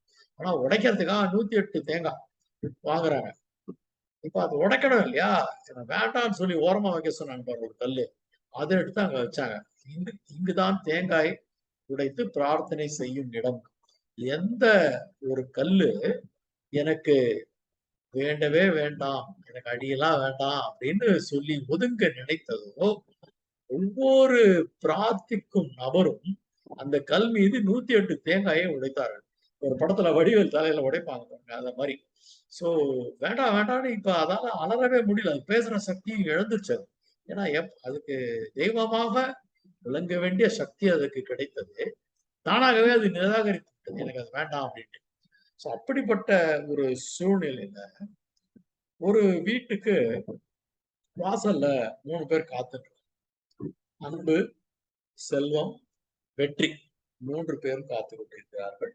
கதவை தட்டுறாங்க. இப்போ வீட்டை திறந்த உடனே அந்த வீட்டு அம்மாவுக்கு யாருன்னு கேக்குறாங்க. 3 பேர் வந்திருக்கோம், எங்க 3 பேர்ல யாராவது ஒருத்தரை நீங்க உள்ள அழைச்சு உணவு அப்படின்னு சொல்றாங்க. அந்த அம்மா அவங்க கணவரையும் கன்சல்ட் பண்ணிட்டு, சரி அன்பு அவங்கள உள்ள வர சொல்லுங்க அப்படின்னு பார்த்தா 3மே உள்ள வந்துருச்சு. அன்பு, செல்வம், வெற்றி 3மே உள்ள வந்துருச்சு.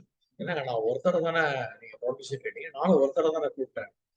இல்லைங்க, நீங்க செல்வத்தை கூப்பிட்டுருந்தா செல்வம் வந்திருப்பாரு, வெற்றியை கூப்பிட்டுருந்தா வெற்றி வந்திருப்பாரு. நீங்க அன்பை கூப்பிட்டீங்க, அன்பு இருக்கிற இடத்துல செல்வம், வெற்றி நாங்க 2 பேருமே இருப்போம் அப்படின்னு சொல்லி சொல்றாங்க. இது ஒரு கற்பனையான கதை தான். இது மூலமா சொல்லக்கூடிய செய்தி என்னன்னா, எங்கெல்லாம் அன்பு இருக்கிறதோ, அன்பிற்கும் உண்டோ அடைக்கும் தாழ், இந்த மாதிரி திருக்குறள்லாம் சொன்னாலாம் சேவன் ஐயா வந்து மகிழ்வார். நான் வந்து மனப்பாடமா வந்து பள்ளி காலத்திலும் கல்லூரி காலத்திலும் வந்து என்னுடைய பொண்ணோட பிரெஞ்சு ஹிந்திலாம் எடுத்து படிச்சாலும் திருக்குறள் மழலை அப்படின்னு என் பொண்ணுக்கு அந்த ஸ்கூல்ல வந்து சர்டிபிகேட்லாம் கொடுத்தாங்க. ஒரு 10-20 திருக்குறள் கண்டிப்பா மனனம் செய்து அதை போய் போட்டியில வந்து வாசிக்கணும்.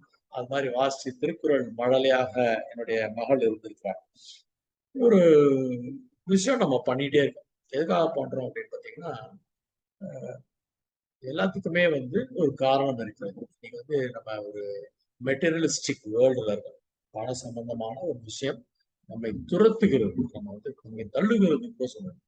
அப்படி பார்க்கும் பொழுது நம்ம சம்பளத்துக்காக செய்யறோமா, இல்ல பணத்துக்காக செய்யறோமோ, இல்ல கடமைக்காக. அதாவது கடமை, கடன், கனவு, இது மூன்றுல ஏதாவது ஒண்ணு ஒரு மனிதனுக்கு கட்டாயம் இருந்தே தீரும். கனவு என்பது என்ன? ஒரு பெரிய வீடு கட்டணும், நிறைய பெரிய கார் வாங்கணும், நிறைய பணம் எல்லாம் சேர்க்கணும், இந்த மாதிரி வந்து ஒரு கனவு.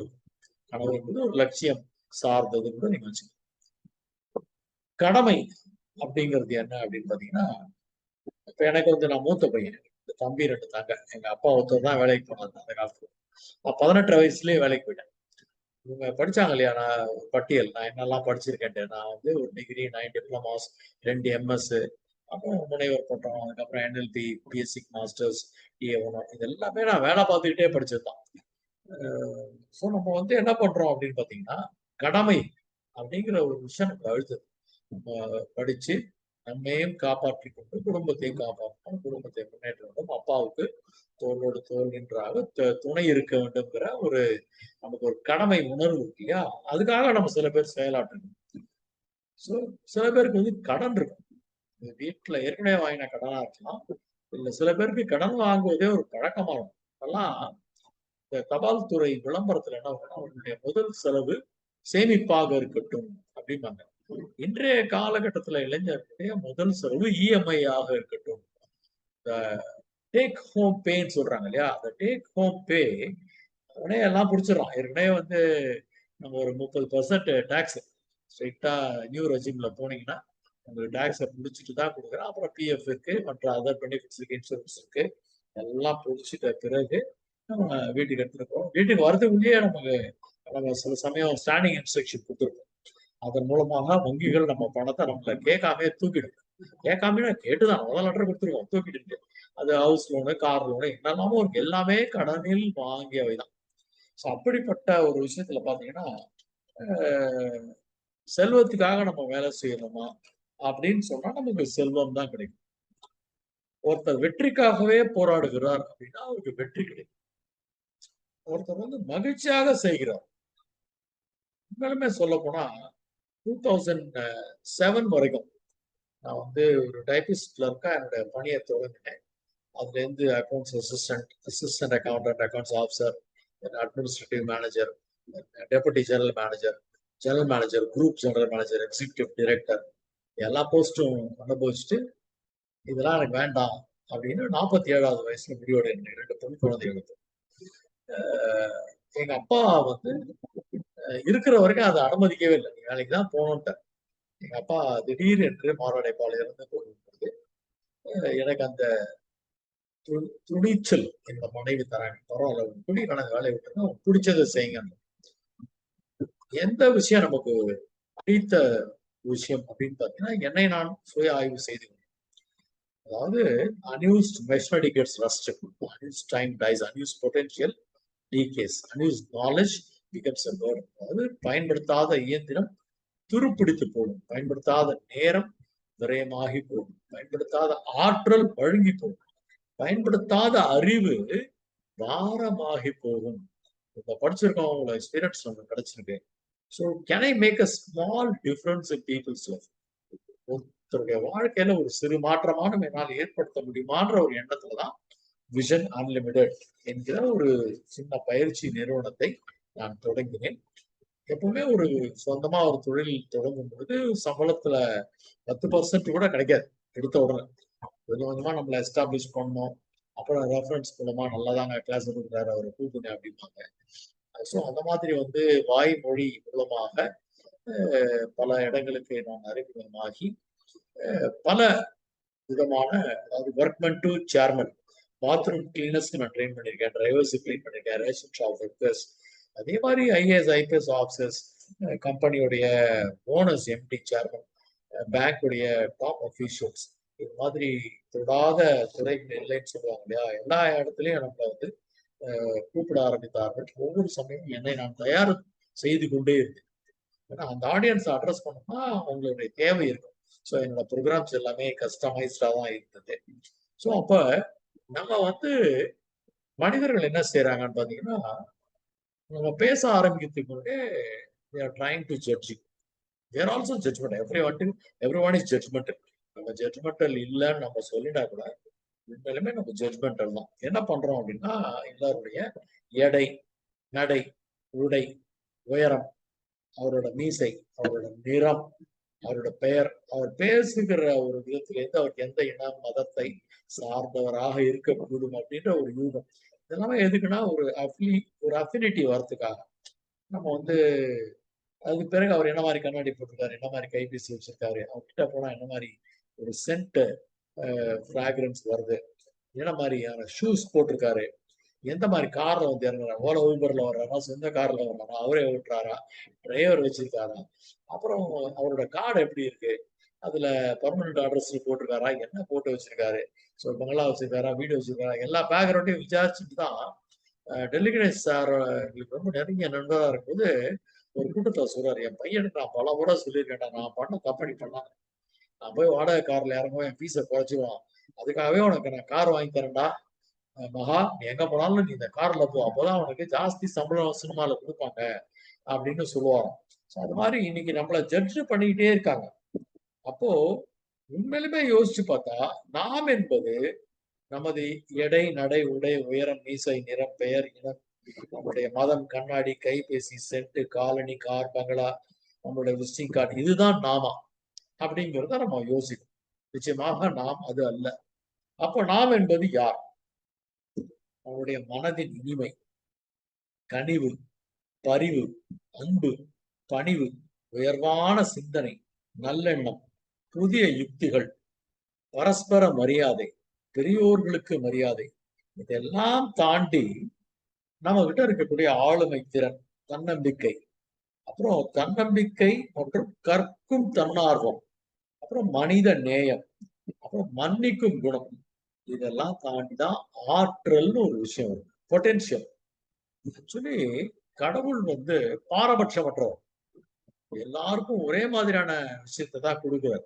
யாருக்கும் வந்து நம்மள யாருக்காவது 3 கண்ணு, 2 மூக்கு, 4 காது இப்படிலாம் கொடுக்கல.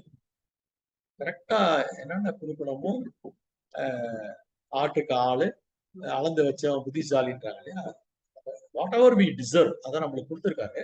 ஆனா அதை நாம் புரிந்து கொண்டிருக்கிறோமா, உள்ள இதெல்லாம் இருக்குன்றத ஒரு சுய ஆய்வு செய்து என்னைக்கு நம்ம புரிஞ்சுட்டு இருக்கோம் அப்படின்னு பார்க்கும்போது நம்ம கிட்ட ஒரு யுனிக்னஸ் இருக்கு, ஒரு தனித்தன்மை. இப்போ ஜீப்ரா, வரிக்குதிரைன்னு இருக்கு, எங்க இருந்து பார்த்தாலும் அந்த வரிக்குதிரை தனியா தெரியும். அந்த குதிரைக்கு கடவுளே வந்து அழகா ஒரு ஸ்ட்ரைப் ஷர்ட் போட்டு விட்டுருக்காரு, புலி மானுக்கெல்லாம் ஒரு டிசைன் போட்டிருக்காரு, மயிலுக்கு ஒரு தோகை, மாதமான தோகையை கொடுத்துருக்காரு. அப்ப நமக்கு ஏதோ ஒண்ணு கொடுத்துருப்பாரு இல்லையா, நம்ம யோசிக்கணும். இன்ஃபேக்ட் வந்து வண்ணத்து பூச்சி முன்னாடி இருக்கிற கம்பளி பூச்சி கூட அழகு. பாரதியார் பாத்தீங்கன்னா எல்லாரும் விரும்பக்கூடிய மயில், கிளி இதெல்லாம் விரும்பல, அவர் சிட்டுக்குருவியை விரும்பினார், காகத்தை விரும்பினார். காக்கை சிறகினிலே நந்தலாலா, காக்கை சிறகினிலே நந்தலாலா, நிந்தன் கரிய முகம் தோன்றுதடி நந்தலாலா, பார்க்கும் இடத்திலெல்லாம் நந்தலாலா, உந்தன் பச்சை நிறம் தோன்றுவையே நந்தலாலா. இந்த பாட்டு அப்படி போறது.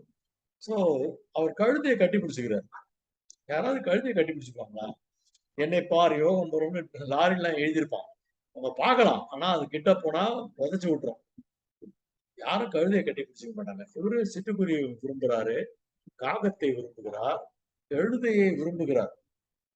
இததான் மேடம் வந்து பா விஜய சொன்ன மாதிரி நாம் எல்லோரும் இழந்து நிற்கக்கூடிய ஒரு அற்புதமான பாடலாசிரியர் நான் முத்துக்குமார். மழை மட்டுமா அழகு, சுடுவெயில் கூட ஒரு அழகு, மலர் மட்டுமா அழகு, விழும் இலை கூட ஒரு அழகு. அப்போ அந்த இலையும் அழகுதான். சில இலைகள் பாத்தீங்கன்னா மல்டி கலர்லாம் இலை இருக்கும், எவ்வளவு பியூட்டிஃபுல்லா இருக்கும் பாருங்க. அந்த மாதிரி ரசிக்கக்கூடிய விஷயத்த பாரதியார் பண்றாங்க. எத்தனை கோடி இன்பம்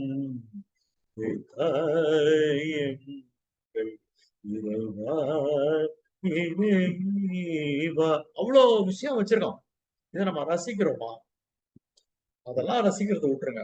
உங்களை நீங்க முதல்ல ரசிக்கிறீங்களா? நிறைய பேருக்கு எனக்கு மீச திக்கா இல்ல, எனக்கு சீக்கிரம் முடி கொட்டிடுச்சு, சீக்கிரமாவே எனக்கு வந்து கிரே ஆயிடுச்சு, எனக்கு நிறைய பருக்கள் இருக்கு, என்னோட கண்ணாடி வந்து சோடா புட்டு மாதிரி இருக்குன்னு சொல்லிட்டு அந்த ஃப்ரஸ்ட்ரேஷன்ல கண்ணாடியே பார்க்க மாட்டாங்க நிறைய பேர்.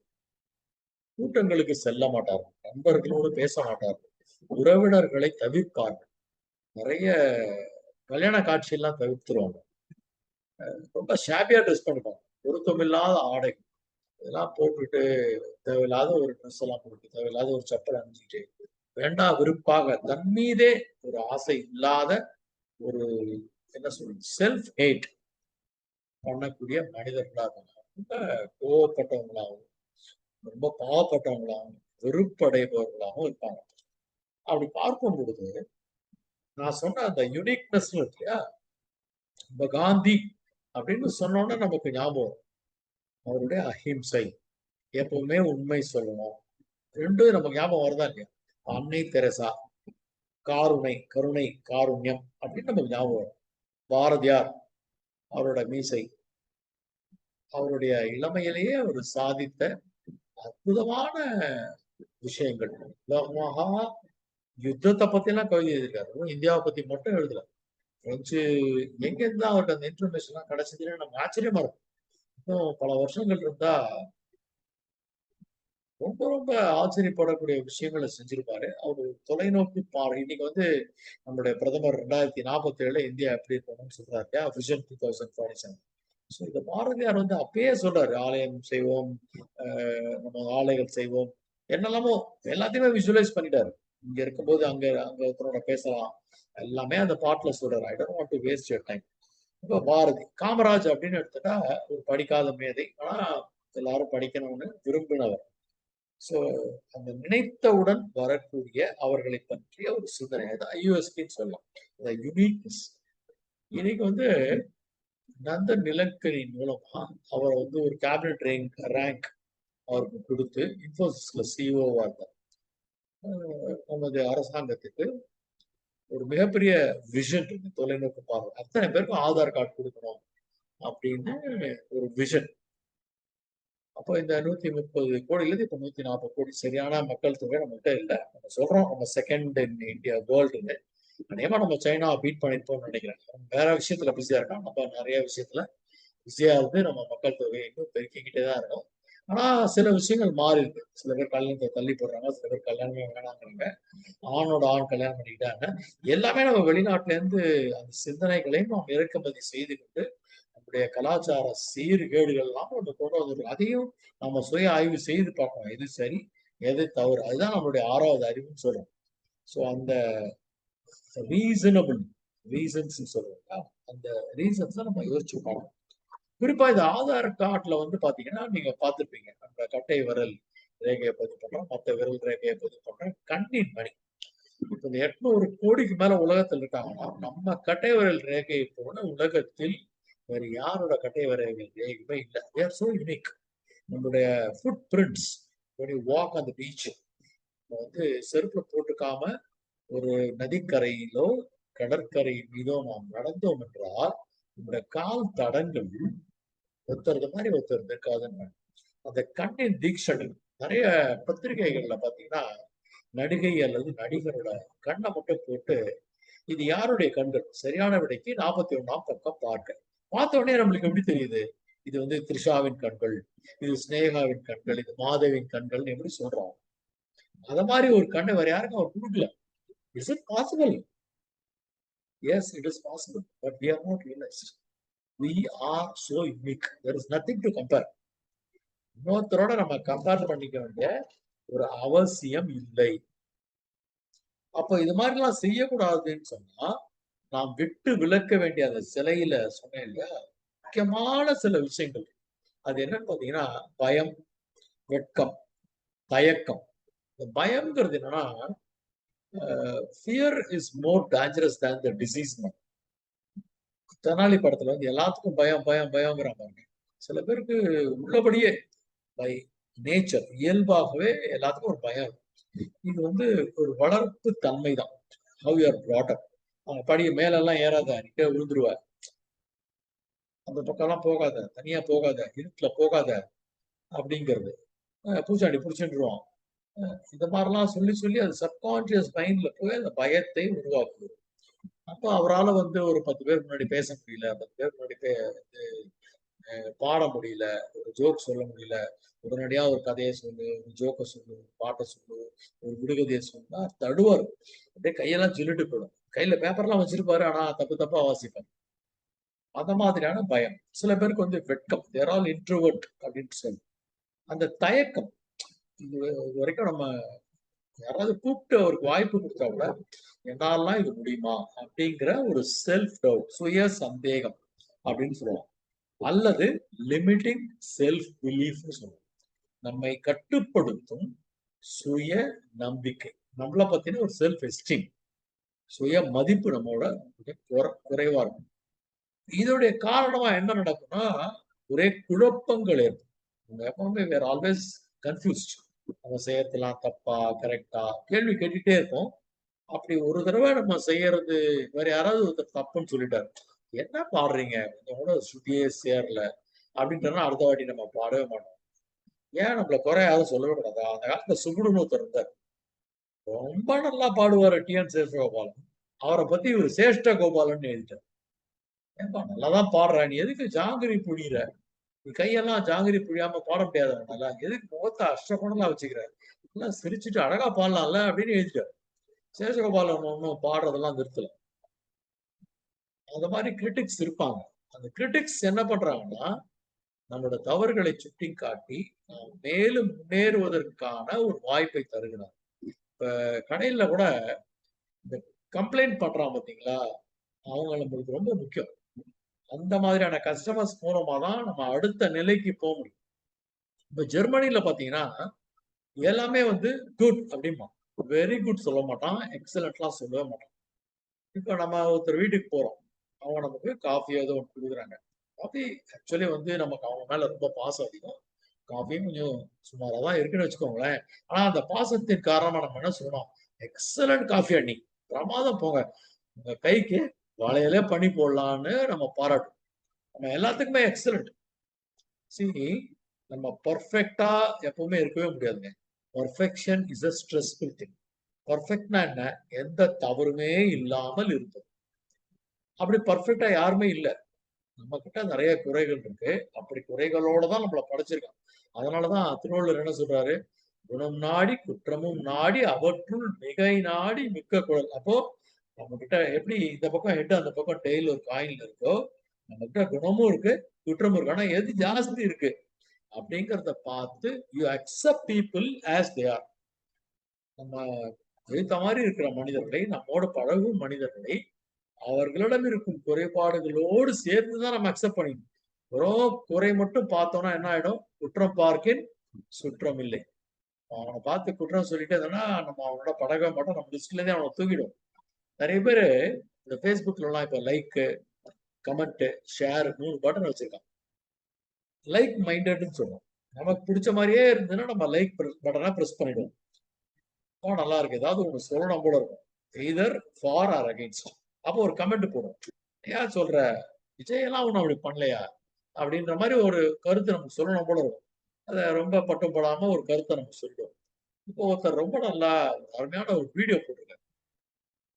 அப்பளமிட்டு பாருன்னு ஒரு பாட்டு. அப்பளத்தை பத்தி ஒரு பையன் பாடுறான். யாரு? விருதங்க மணி பேரன் பாடுறான்னு வச்சுக்கோங்களேன். அபிஷேக் ரகுராம் பாடுறான். அந்த பாட்டை நம்ம என்ன பண்ணுவோம்? ரொம்ப நல்லா இருக்கு. தமிழ்ல இப்படி அப்பளத்தை பத்தி இப்படி ஒரு பாட்டா? உடனே ஷேர் பட்டன் அழுத்தி என்ன பண்ணுவோம்? யாம் பெற்ற இன்பம் பெருகு வையகம். எல்லாருக்கும் அள்ளி விடு, நீயும் பாடியா நீயும் பாடியான்னு சொல்லிட்டு இப்ப எல்லாரும் அப்படிதான் பண்றாங்க. ரீல்ஸ் எல்லாம் பார்த்தா டக்குன்னு அனுப்பிச்சு விட்டுருவாங்க.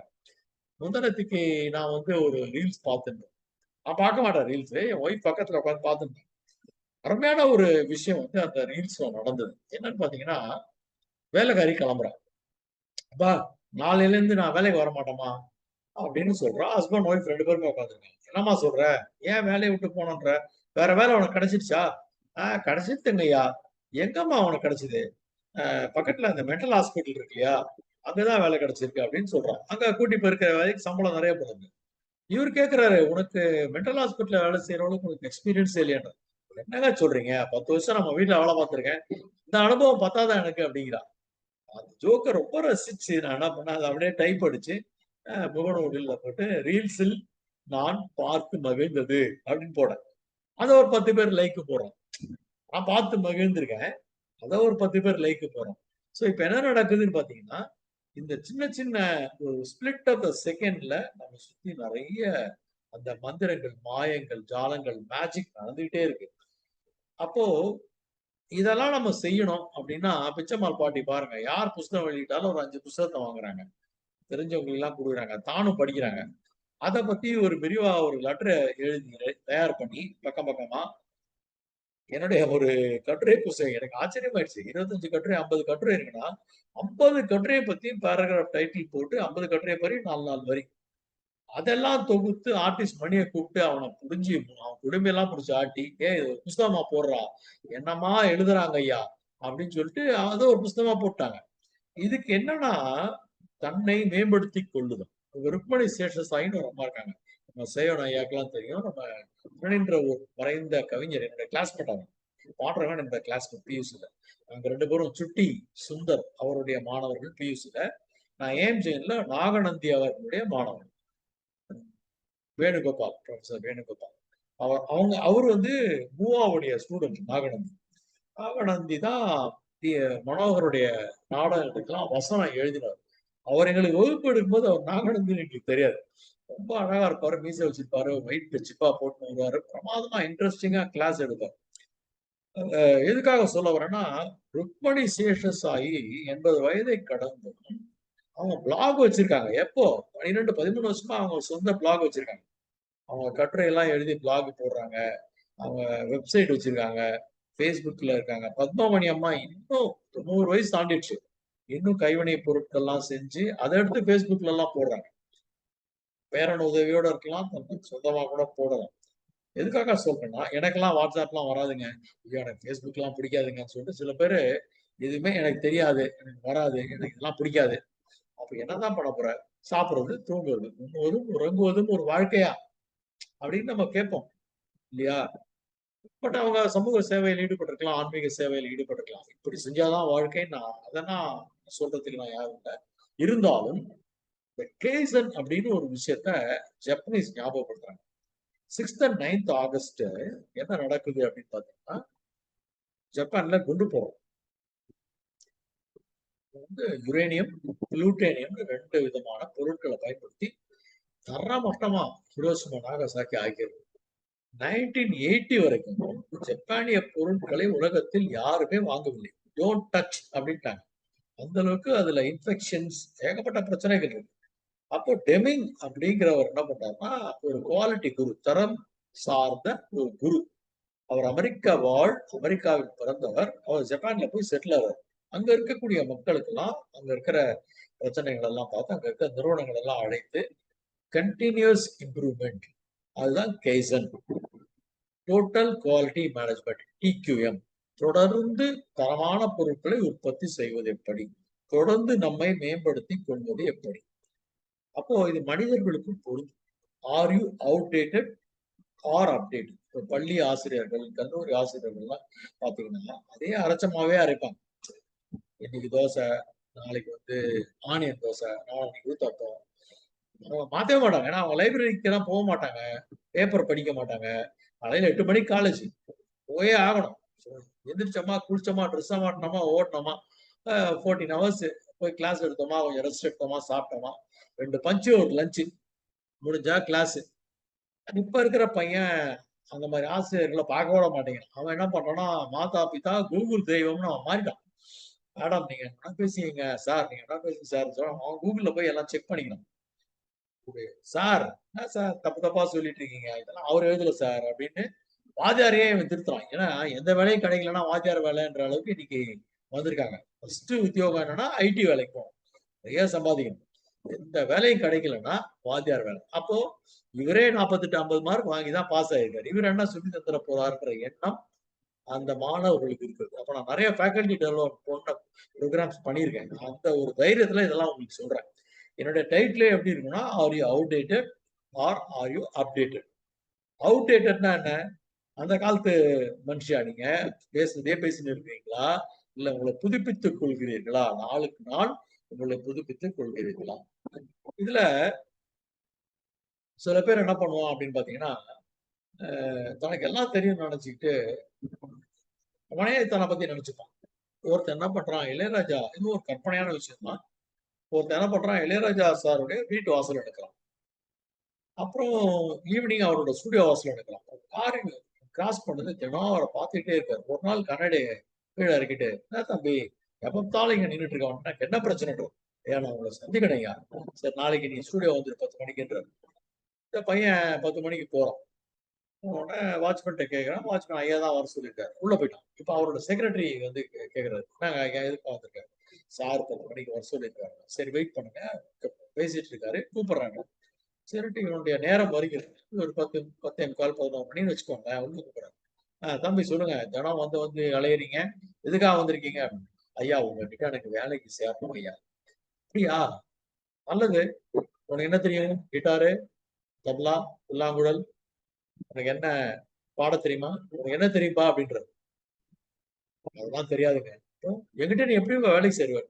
ஐயா முக்கியமா நீங்க ஒண்ணு பண்ணுவீங்க இல்லையா, இந்த பேனா வச்சு ஆட்டுவீங்க இல்லையா, அது நான் நல்லா பண்ணுவேங்கய்யா. கையில குச்சி வச்சுட்டு ஆட்டுவீங்க போறீங்களா, அந்த வேலையை நான் பண்ணுவேன் அப்படிங்கிற. அதுதான் அவரோட வேலை. அந்த வேலையை இவன் எப்படி செய்ய முடியும்? அதை வச்சுதான் இந்த சிம்பனி அப்படின்னு சொல்லும். சிம்பனிங்கிறது என்ன? பல்வேறு இசை கருவிகள் இருக்கு. நீ நிப்பாட்டு, நீ வாசி, நீ நிறுத்து, நீ வாசி, அது எல்லாத்தையும் மேனேஜ் பண்ணி கண்ட்ரோல் பண்ணி ஒரு அருமையான ஒரு இசையை நமக்கு வழங்குகிறார். அதை எல்லாத்தையும் இவர் இசையமைத்து அவர்களுக்கெல்லாம் நோட்ஸ் எழுதி கொடுத்தது மட்டும் இல்லாம, யார் எப்ப வாசிக்கணும், யார் எப்ப நிறுத்தணும் அப்படின்றத பண்ணக்கூடிய வேலையை இவன் செய்வேன்றான். இவனுக்கு எதுவுமே வாசிக்க தெரியாது, அந்த வேலைக்கு இவன் ஆசைப்படுறான். அப்போ தன்னைத்தானே உணராமல் எப்படி உனக்கு அந்த வேலை கிடைக்கும்? முதல்ல ஏதாவது உனக்கு கத்துக்கணும் இல்லையா? ஐயா நீங்க எப்போனா குறுக்கிட்டு சொல்லலாம். நேரம் வந்து நான் அதிகமா எடுத்துக்கும் பொழுது நீங்க எங்க சொல்றீங்களோ அந்த இடத்துல அந்த கன்க்ளூஷன் ஒரு 5 மினிட்ஸ்ல நான் கண்டிப்பா முடிச்சிருவேன் ஐயா. நீங்கள் நிறைவு செய்யும் நேரம் நெருங்கி விட்டது. புரியுது. நான் இங்க எனக்கு பாத்துட்டே தான் இருக்கேன். 4:28. அதான் நானும் அதுக்காக தான் வாட்ச் பண்ணிட்டு தான் இருக்கேன். இங்கதான் இருக்கேன். பரவாயில்ல. முக்கியமான ஒரு விஷயம் இருக்குங்க, இன்னும் கொஞ்சம் அப்படின்னு ஒரு கான்செப்ட். கோ தி எக்ஸ்ட்ரா மைல்னு சொல்லலாம், லிட்டில் மோர் அப்படின்னு சொல்லலாம். ஒரு வயதான ஒரு கிழவர் அப்படி டெத் பெட்ல இருக்காரு. Most any time you will go. ரொம்ப கஷ்டமான ஒரு சூழ்நிலையில இருக்காரு. அவரை சுத்தி எல்லா உறவினர்கள், பையங்க எல்லாருமே இருக்காங்க. அவர் வந்து ஒரு 7 வார்த்தை சொல்லிவிட்டு கண்ணை மூடிடுறார். என்ன வார்த்தை சொல்லிருப்பார் நினைக்கிறீங்க? இன்னும் கொஞ்சம் கடினமாக உழைத்திருந்தால் நிச்சயம் வெற்றி கிடைத்திருக்கும். அது எப்ப சொல்றாரு? 78 வயசு டெத் பெட்ல படுத்திட்டு சொல்றாரு. அப்போ நம்ம இதை ரியலைஸ் பண்றதுக்கான ஒரு விஷயத்த நம்ம புரிஞ்சுக்கணும். குறிப்பாக நம்ம என்ன மாதிரியான ஒரு விஷயத்த நம்ம தெரிஞ்சு வச்சிருக்கோம். அது மட்டும் இல்ல, இந்த மாதிரி வந்து ஒரு புன்னகை இளவல் என்னெல்லாமோ சொல்லி அறிமுகம். அதான் நடிகர் அஜித்ன்னு சொல்லலாம். அவரு சேவன் சார் மேல அவ்வளவு பாசம் அவருக்கு. நமக்கு எல்லாருக்குமே ஒரு முகமூடி நம்ம அணிஞ்சிட்டு தான் அலையிறோம். இந்த மாஸ்க் யார்கிட்ட எப்படி பழகணும்னு இருக்கு. எல்லார்கிட்டையும் ஒரே மாதிரி நம்ம பழகிட மாட்டோம். அது பர்பஸா நம்ம போட்டுக்கிற மாஸ்க். கொரோனால போட்ட மாஸ்க் வேற. அது அவங்க தும்பினா இருமினா நமக்கு கிருமி வந்துடக்கூடாதுன்றதுக்கு போடுற மாஸ்க் வேற. நம்ம ரொம்ப நல்ல பிள்ளை மாதிரி நடந்துப்போம். குறிப்பா காதலியை பார்க்கும் பொழுது, அப்பாவை பார்க்கும் பொழுது. இப்போ ஒண்ணுமே இல்லைங்க. டிரான்சாக்ஷன் T101 படிச்சேன் இல்லையா, அதுல இருந்து ஒரே ஒரு சம்பவத்தை மட்டும் சொல்றேன். இப்போ நான் எங்க அப்பா கிட்ட அப்பா கூப்பிட்டுருக்காரு. அப்பா சொல்லுங்கப்பா அப்படின்றாங்க. என் பையன் இருக்கிறான். அப்பா உங்க அம்மா கூப்பிடுறாங்க. டேய் இருடா. இப்ப அவன்கிட்ட சொன்ன குரல் என்ன? இருடா அப்படின்றான். அப்பாட்ட அப்பா நீங்க சொல்லுங்கப்பா அப்படின்ற டக்குன்னு எடுத்து நான் சன் அப்படின்ற ஒரு சைல்டு அப்படிங்கிற ஒரு ஃபேஸ மாஸ்க் எடுத்து போடுவேன். இவங்கிட்ட என்ன பண்றேன்? ஒரு அடல்ட் ஒரு பேரண்ட்ங்கிற மாஸ்க் எடுத்து டக்குன்னு மாட்டுறேன், டக்குன்னு கேட்டுறேன். இது நம்ம அறியாம ஆட்டோமேட்டிக்கா கண்டினியூஸா நம்ம லைஃப்ல நம்ம பண்ணிக்கிட்டே இருக்கோம். இதுல முக்கியமா நம்ம அணிந்து கொள்ளக்கூடிய சில விஷயங்கள் இருக்கு. அழுமூச்சி. என்னங்க 40 நிமிஷம் பேச சொல்றீங்க, உங்களுக்கே கொஞ்சம் ஓவரா இல்ல? அப்புறம் அறிமுக உரை, வரவேற்பு உரை, தமிழ் உரை, பாட்டுரை, குரல் உரை எல்லாம் பண்ணிட்டு கடைசியா என்ன கூப்பிடுறீங்க. அப்புறம் 1/2 மணி நேரம் கேள்வி வேற கேட்பீங்களா? என்னங்க இது அப்படின்ட்டு நிகழ்ச்சிக்கு இப்ப நீங்க கூப்பிட்டீங்கன்னா உங்களை யாருமே உங்களுக்கு கூப்பிடவே மாட்டாங்க. அந்த அழுமூச்சியா நீங்க இருக்கக்கூடாது. எனக்கு எல்லாம் பேச வராதுங்க, நீ விட்டுருங்க அப்படிமா சில பேர். உமனா மூச்சின்னு பேர் அவனுக்கு பேர். சில பேரு அவன் முகத்துல நல்லாதான் தூங்கியிருப்பான். நல்ல அற்புதமான சோப்பெல்லாம் போட்டு பர்ஃபியூமு பவுடர் எல்லாம் அடிச்சுட்டு வருவான். ஆனா அவனை பார்த்தா எப்படி இருக்கும்? தூங்கு மூஞ்சி மாதிரியே இருப்பான். சில பேருக்கு இந்த பூனை குறுக்கா போனான்ற மாதிரியே சில பேரை பார்த்தா சில பேருக்கு சில விஷயம் நடக்காது. 1-2 வாட்டி அப்படி நடந்த உடனே அவனுக்கு நம்ம we are not here to label people, we are here to enable. நான் இங்கிலீஷ்ல பேசுறதுக்கான காரணம் என்னன்னா, சில விஷயம் நமக்கு கொஞ்சம் ஈஸியா வந்துடும். அதாவது நம்ம யாரையும் லேபிள் பண்றதுக்காக இல்லை. எனேபிள்னா என்ன? அவங்களை முன்னேற்றுவதற்கும் அவங்களுக்கு உதவுவதற்கும் அதுக்காக தான் நம்ம இருக்கிறோம். ஆனா நம்ம விடியாமூஞ்சின்ற பட்டத்தை அவனுக்கு கொடுத்துருவோம். அப்போ இதுல ரொம்ப மோசமான மூஞ்சி எது? அழுமூஞ்சி, உமனா மூஞ்சி, தூங்கு மூஞ்சி, விடியாமூஞ்சியை தவிர ரொம்ப மோசமான மூஞ்சி சிடுமூஞ்சி. சில பேர் ஆபீஸ்ல அவர் பேர் ஏஎஸ் ஏஎஸ் அப்படின்னாக்கா ஆதி சூரிய நாராயணன் அப்படின்னு ஒரு பேர். இவனு ஏஎஸ் வச்சதுக்கு ரீசன் என்னன்னா அல்சேஷன். ஏஎஸ் வந்துட்டாரப்பா அப்படின்றோம். எல்லாரும் அவர் பேரை தான் கேட்கறாங்கன்னு நினைச்சிட்டு இருக்கானுங்க. இவங்க மனசுக்குள்ள என்ன நினைக்க, அல்சேஷன் வந்துட்டாரா? ஏன்னா அவர் கோவம் வந்ததுன்னா ஃபைல் எல்லாம் விட்டறிவாரு. அவர் எப்ப என்ன பண்ணுவாருன்னு அவருக்கே தெரியாது. சில பேர் சொல்லுவோம் இல்லையா, if I get angry I'll become an animal அப்படிமா. ஏற்கனவே நம்ம we are all social animals. நம்ம கடிக்கலையே தவிர, நம்ம கடிச்சா விஷம்தான். பாம்பு கடிச்சா கூட சாவரமோ இல்லை, நம்ம கடிச்சா கண்டிப்பா செத்துருவோம். அதனால இந்த அடிக்கிறது, கடிக்கிறது, விட்டெறிகிறது. சோ சில பேர் எதுக்கு எடுத்தாலும் பாவம்ன்றோம். ஐயோ பாவம், உங்களை 40 நிமிஷம் பேச சொல்லிட்டாங்களா? ஒருத்தர் கல்யாண பத்திரிகை வைக்க வர, ஐயோ பாவம் உனக்கு கல்யாணமாப்பா. ஏன்னா see if you are married, if you are not married your life is incomplete. If you are married you are finished அப்படின்னு ஒரு ஆங்கில பழமொழி. இன்கம்ப்ளீட்டுக்கும் கம்ப்ளீட்டுக்கும் நிறைய வித்தியாசம் இருக்கு. கம்ப்ளீட்டுக்கும் ஃபினிஷ்டுக்குமே வித்தியாசம் இருக்கு. If you are not married your life is incomplete. If you are married you are finished. ஹிந்தியில எப்படி சொல்றோம் அப்படின்னா, ஒவ்வொரு ஆணுமே ஒரு சிங்கத்தை போலத்தான். இங்க நிறைய பெண்கள் இருக்காங்க, கோச்சுக்காதீங்க, இது ஒரு நகைச்சுவை தான். சில சமயம் ரொம்ப சீரியஸாவும் பேசினா போர் அடிச்சிடும். கல்யாணத்துக்கு பிறகும் அவன் சிங்கம் தான். वो तो शेर है लेकिन शेर उसके ऊपर माँ பத்ரகாளி बैठा है. அந்த சிங்கத்து மேல யார் உட்கார்ந்துருக்கா? அவனை கண்ட்ரோல் பண்ற பத்ரகாளி உட்கார்ந்துருக்கா அப்படின்னு ஹிந்தியில ஜோக் சொல்லுவானுங்க. அப்போ நம்மளுடைய உண்மை முகம் என்பது இந்த வெற்றி தரக்கூடிய முகமா இருக்கணும். அந்த மாஸ்க் எல்லாம் இல்லாம இருக்கணும். ஏன்னா ஒரு சின்ன விதைக்குள்ளதான் பெரிய விருட்சம் இருக்கு. நாமெல்லாம் கூட அப்படித்தான். நம்மளுடைய பர்த் டேக்ன்றது வேற, growth டேக்ன்றது வேற. முனைவர் சேயோன், முனைவர் பட்டத்தோடய ஒன்னும் பிறக்கல. குறிப்பா நான் இந்த இடத்துல ஒரு அக்னாலேஜ் பண்ணி பாராட்டி ஆகணும் வாசுகி அம்மாவை. எனக்கு ரொம்ப பிடிக்கும். I just love her like anything. கிட்டத்தட்ட என்னுடைய மூத்த சகோதரி, அவங்க அம்மா அப்படின்லாம் எல்லாரும் கூப்பிடுவாங்க. அவங்க தனக்கு இருந்த கஷ்டங்கள், இடர்பாடுகள் எல்லாம் தாண்டி மேற்படிப்பு படிக்கிறாங்க, பிஹெச்டி படிக்கிறாங்க, சொந்தமா கார் ஓட்டுறாங்க, எங்க போனாலும் அவங்களே எழுதி இசையமைச்சு பாடுறாங்க. சோ இத மாதிரியான ஒரு விஷயம் அவங்களும் முனைவர் வாசுகி. இந்த முனைவர்ன்றது என்ன, பிறக்கும்போதே கழுத்துல மாடிட்டாங்களா? இல்ல. சில பேர் டாக்டர் ஆறாம், இன்ஜினியர் ஆறாம், ஐஏஎஸ் ஆறாம். சோ இது பர்த் டேக், இது growth டேக். நாளுக்கு நாள் நம்மை மேம்படுத்தி கொண்டே நாம் செல்கிறோம். இது வந்து பீயிங் டு பிகமிங் அப்படின்னு சொல்றாங்க. பீயிங் டு பிகமிங்னா எதுவாக இருக்கிறோமோ, எப்படி இருந்தனா இப்படி ஆயிட்டேன், அதுதான் பீயிங் டு பிகமிங். அந்த being to becoming is a process. இப்படி களிமண் வந்து பல்வேறு ப்ராசஸுக்கு பிறகு ஒரு மண்பானையாகவோ ஒரு பாத்திரமாகவோ மாறுகிறது இல்லையா? அந்த ப்ராசஸ் வந்து we have to go through. அததான் அவங்க சொன்னாங்க, வலி இல்லாமல் வாழ்க்கை இல்லைன்னு பாட்டெல்லாம் பாடினாங்க இல்லையா பிரேமாமா பாவுஜெய் படத்துல இருந்து. நிச்சயமா without pain there is no gain. So we have to go through the process. And இந்த வெற்றி கனி என்பது மரத்தில் தொங்கும் மாங்கனி போல் அல்ல, கடினப்பட்டு உழைத்து தான் பல தடைகளை தாண்டித்தான் நாம் அதை அனுபவிக்கணும். நமக்கு வந்து வரக்கூடிய பிரச்சனைகள் வந்து ஒரு பெரிய பூட்டாக இருக்கலாம், அதை திறக்கக்கூடிய சாவி என்பது சின்னதுதான். ஒரே ஒரு நிறைவு கருத்து, ஒரு கதையை மட்டும் சொல்லிட்டு முடிச்சுக்கிறேன்.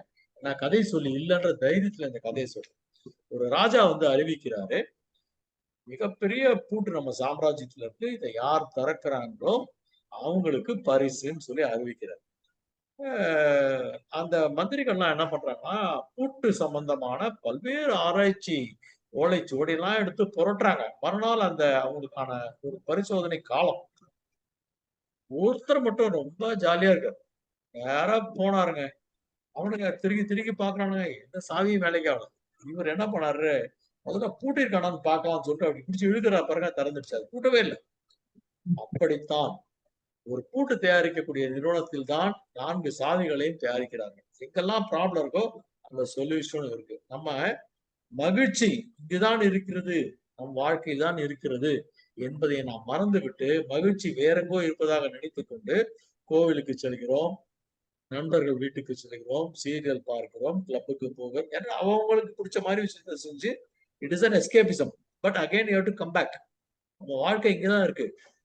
அப்போ எங்க பிரச்சனை இருக்கோ அங்கதான் மகிழ்ச்சி இருக்கு. அப்ப நம்ம மகிழ்ச்சியை தேடுவதுதான் நம்முடைய முக்கியமான குறிக்கோளாக இருக்கும். மகிழ்ச்சியோடு நாம் இருந்தால் வெற்றி தானாகவே வரும். And money is incidental. Money நீங்க வேண்டாம்னு சொன்னா மணி வரும். எனக்கு இந்த வயதை வெல்லும் வாலிபர்களுக்கு என்ன ரொம்ப எம்பரஸ் பண்ணாங்க. 1 லட்சம் ரூபாய் பரிசு கொடுத்துருக்காங்க. எனக்கு வாங்கும் போதே நான் மசில்ஸ் எல்லாம் டைட் ஆயிடுச்சு, ஏற்புறையெல்லாம் நான் உளறி கொட்டியிருக்கேன். ஏன்னா வேண்டவே வேணாம் சார் சொன்னேன், கேட்கல. எனக்கு அவர் என்ன பண்ண போறாருன்னே தெரியல. பஞ்சாப் வைசன் 1 லட்சம் ரூபாய் பரிசு கொடுத்திருக்காரு. சோ மகிழ்ச்சியோடு ஒரு காரியத்தை நாம் செய்கிறோம் என்றால் வெற்றியும் அதற்கான பணமும் செல்வமும் அங்கீகாரமும் தானாகவே வருகிறது என்று சொல்லி அருமையான ஒரு வாய்ப்பு. சோ புது வைரம் நீ உனக்கு என்கிற தலைப்பை நான் எடுத்துக்கொண்டதற்கான காரணம் என்னவென்றால், நமக்குள் தான் அது இருக்கிறது. நாம் தான் அதை செல்ஃப் இன்ட்ராஸ்பெக்ட் என்று சொல்லக்கூடிய சுய ஆய்வு செய்து நம்மை கண்டறிந்து, இதற்கு வந்து there is no ending. இந்த knowledge என்பது there is no ending. We can continuously learn till our last breath. அது மட்டும் இல்ல, knowing is only knowing. Knowing is not doing. Only doing is doing. இததான் திருவள்ளுவர் நிற்க அதற்கு தகன்றார். அதாவது knowledge is not power. Only used knowledge is power. Application of knowledge. நாம் கற்றுக்கொண்டவற்றை பயன்பாடாக மாற்றாதவரை நமக்கு வெற்றி கிடைக்காது என்பதை அங்கே விஞ்ஞானி கோபாலன் அவர்கள் ஆமோதித்துக் கொண்டிருக்கிறார். உங்கள் அனைவருக்குமே என்னுடைய நன்றி மலர்களை உங்கள் பாதத்திலே சமர்ப்பித்து அற்புதமான ஒரு வாய்ப்பை வழங்கியிருக்கிறீர்கள். காலம் கடந்து விட்டாலும் உங்களுக்கு பிடித்திருக்கும் என்று நம்புகிறேன்.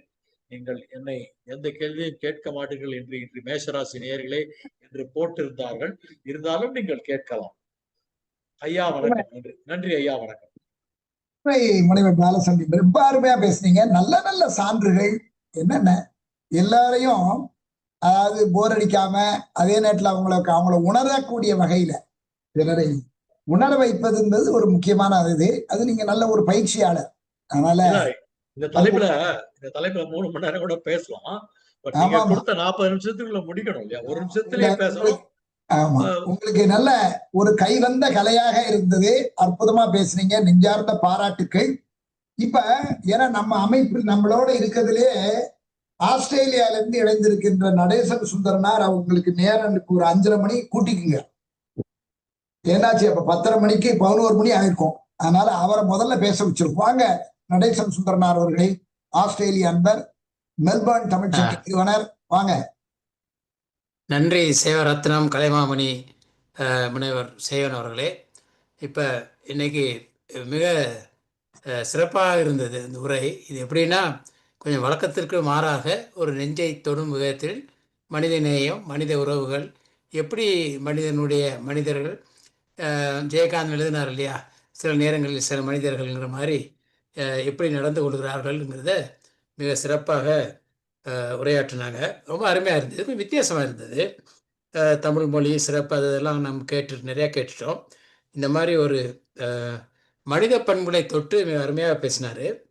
அதாவது நமக்குள்ள மகிழ்ச்சியை நமக்குள்ளே இருக்குது, ஆனால் அதை தேடி எங்கேயோலாம் அலைஞ்சிக்கிட்டு இருக்கோம் சரியாக சொன்னாங்க.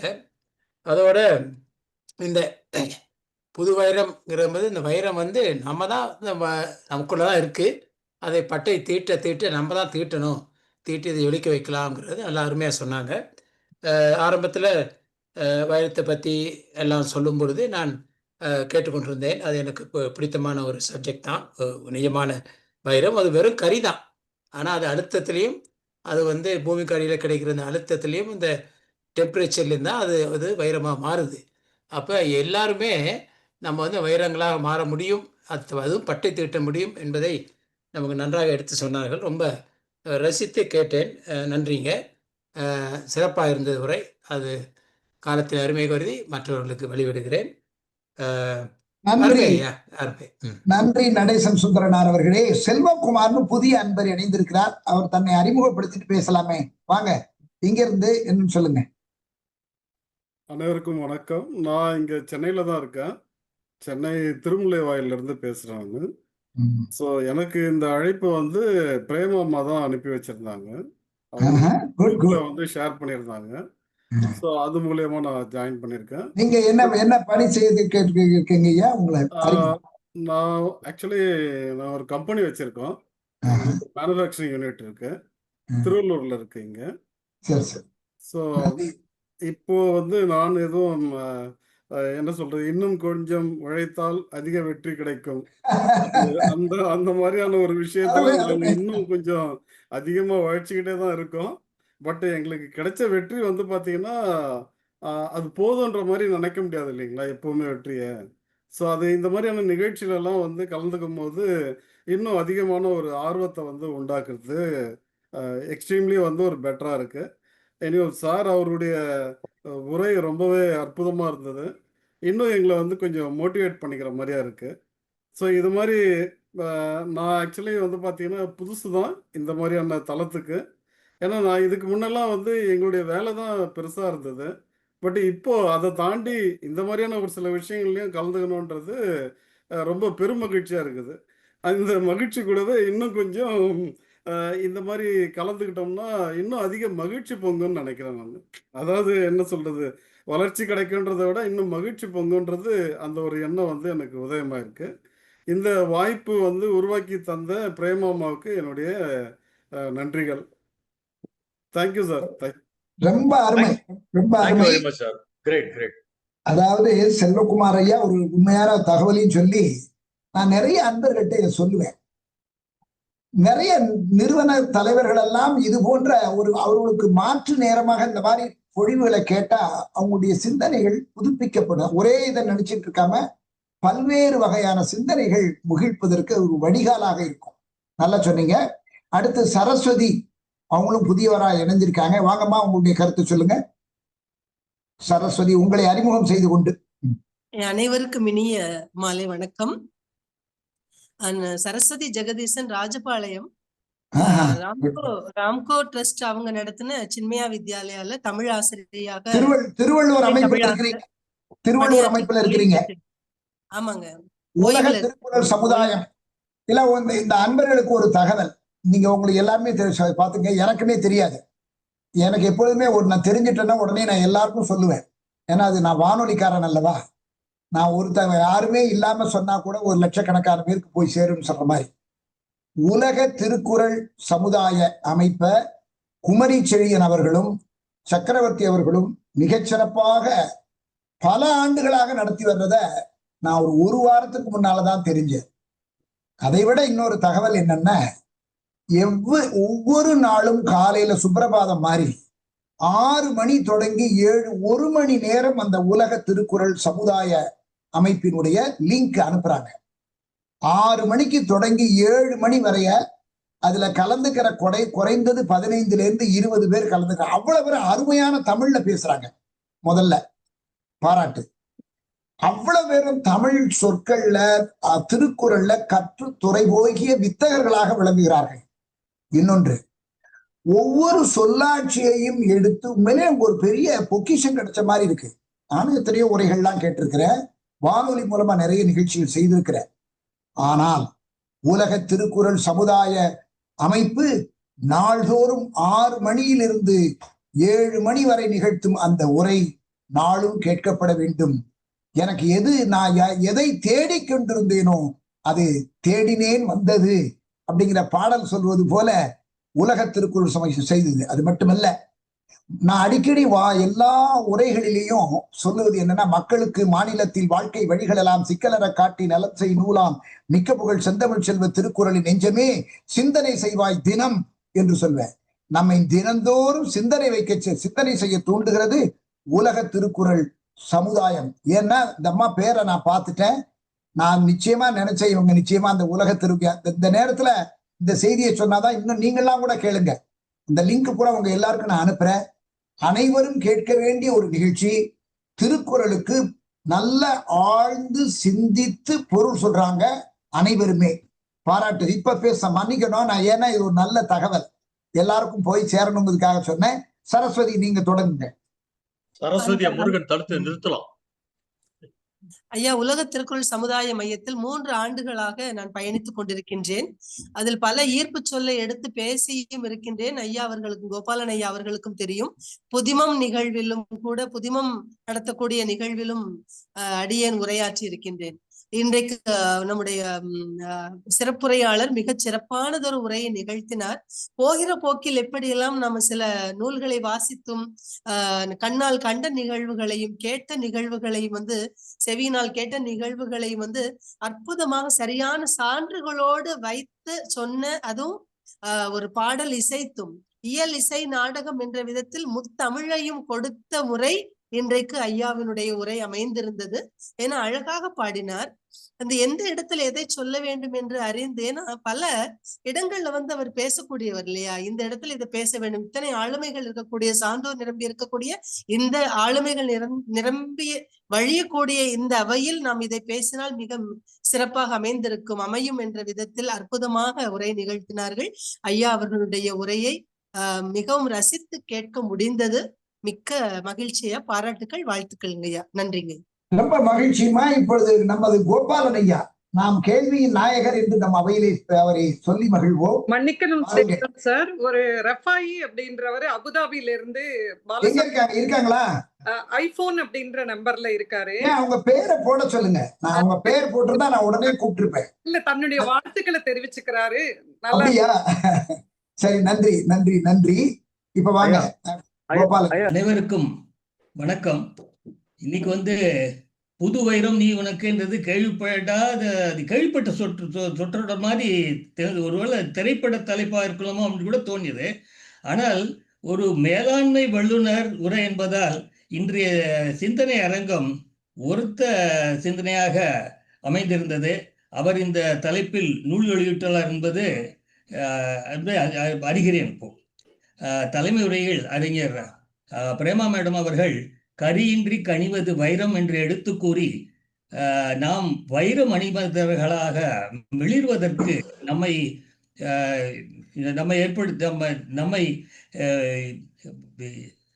முன்னேற்றிக் கொள்வதற்கு உதவும் விவேகானந்தருடைய பொன்மொழிகள் மற்றும் பெரியோர்களின் பொன்மொழிகளை கூறி ரொம்ப அருமையாக தலைமை உரை ஆற்றினார்.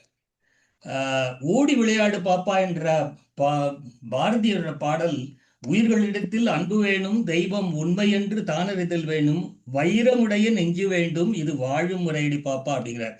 வைரத்தின் முக்கிய பண்புகளான அதன் நிலையான ஒளிரும் தன்மை, கடினத்தன்மை, மதிப்பு ஆகியவைகள். இதை தவிர வைரத்திலிருந்து பிறந்த சொல் வைரி, அதாவது மன உறுதியுள்ளவன், உறுதியாக செயல்பட்டு இலக்கை அடைபவர் என்பது அதனுடைய பொருள். முதலில் தோற்றாலும் பிறகு வைரியாக வெற்றி பெற்றான் என்பதெல்லாம் எடுத்துக்காட்டு. வைரி என்றால் எதிரி. உனக்கு நீயே எதிரி என்று பகவத்கீதையில் கூட வருகிறது. ஆத்மைவக ரிபுராத்மனஹா அப்படின்னு வரும். அது உங்கள் மனத்தின் சக்தியால் உங்களை உயர்த்தி கொள்ளுங்கள், உங்களை நீங்களே தாழ்த்து கொள்ளாதீர்கள். ஏனென்றால் மனம் சுயத்தின் நண்பனாகவும் மற்றும் எதிரியாகவும் இருக்கலாம் அப்படிங்கிறது அந்த கீதை. ஸோ இந்த கருத்து அவர் முனைவர் நண்பர் பாலசாண்டியன் அவர்களுடைய உரையில் எனக்கு தோன்றியதாகப்பட்டது. அவருடைய வாழ்க்கை சுயமாக முயன்று இன்று செயலூக்கும் வைரமாக திகழ்கிறார் அவர். அவருடைய உரை மிகவும் சுவாரஸ்யமாக இசையுடன் கூடிய பல நிகழ்வுகளை கூறி அப்புறம் கடைசி வரைக்கும் ஒரு வரி விடாம கேட்டோம். நம்ம உலகில் பலர் தங்களுடைய திறமைகளை தாமே அறியாதவர்களாக உள்ளனர். அனுமனின் வலிமையை அவருக்கு உணர்த்தியவர் ஜாம்பவான். அதனால்தான் அவரால் ஏறி பறக்க முடிஞ்சது, இது கடலையே கடக்க முடிஞ்சது. புது வைரம் நீ உனக்கு என்று எடுத்து கூறி வழிகாட்டுபவர் பாலசாண்டியன் போல யாராவது ஒருத்தர். அவருக்கு எல்லாருக்கும் நிறைய பேருக்கு இருக்கு, ஆனா அவரை பற்றி தாமே அறிந்தவர்களா இல்லை. அவங்களுக்கு வழிகாட்டுபவர் அவசியம் இல்லையா? இதை பற்றி பாலசாண்டியனுடைய கருத்தை, ஏன்னா எல்லாரும் நிறைய பேர் நான் பார்க்குறேன், அவர் நிறைய அறிவு இருக்கும், இது திறமை இருக்கும், ஆனா அது அவனுக்குக்கே தெரியாது. ஸோ இதனால் சில தெரிந்த மாதிரி அந்த மாதிரி கழிவுப்பட்டு அந்த மாதிரி முனைப்பாக முயன்றவர்கள், ஆனா எல்லாருக்கும் அந்த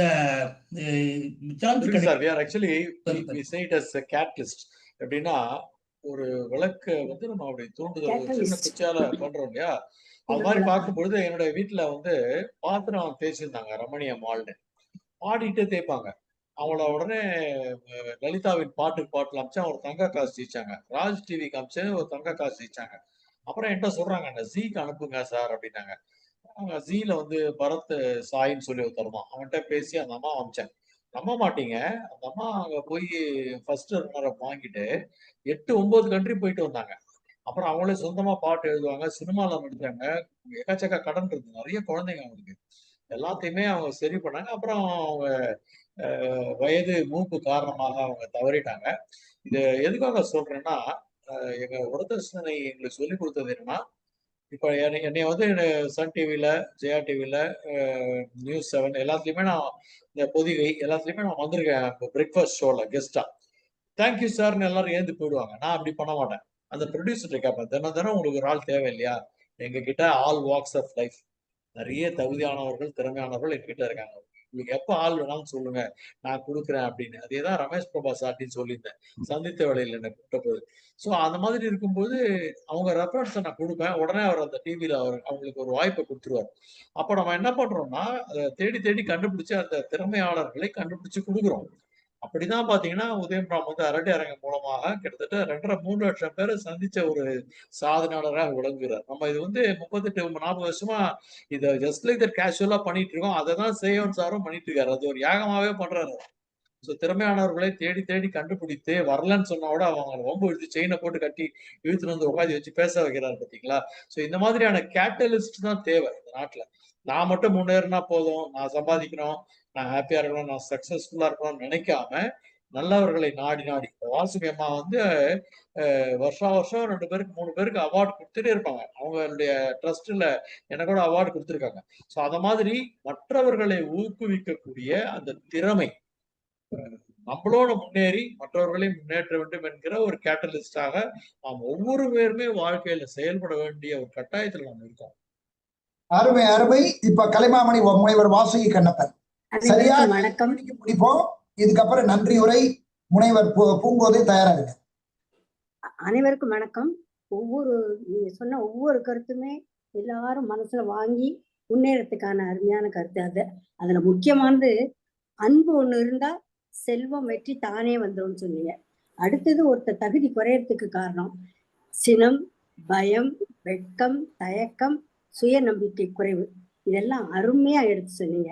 fear is the most contagious disease. இதெல்லாம் இப்ப நீங்க சொன்ன ஒவ்வொன்றையும் ஃபாலோ பண்ணா நிச்சயமா எல்லாராலையும் முன்னேற முடியும். ஆகவே வைரமிகு வார்த்தைகளால் ஒருவரை வைரமாக வெளியிடுவதற்கு வரிகள் வழங்கிய பாலசாண்டியன் அவர்களை வையம் போற்ற வாழ வேண்டும் என்று மனதார வாழ்த்துகின்றேன். அருமை அருமை, வாழ்த்துக்கள். கருணாநிதி ஒரு நிமிடம். கருணாநிதி அவர்தான் இந்த ஆர்டிபிஷியல் இன்டெலிஜென்ஸ் எல்லாம் நிறைய பண்ணிட்டு இருக்காரு. சொல்லுங்க. அனைவருக்கும் மாலை.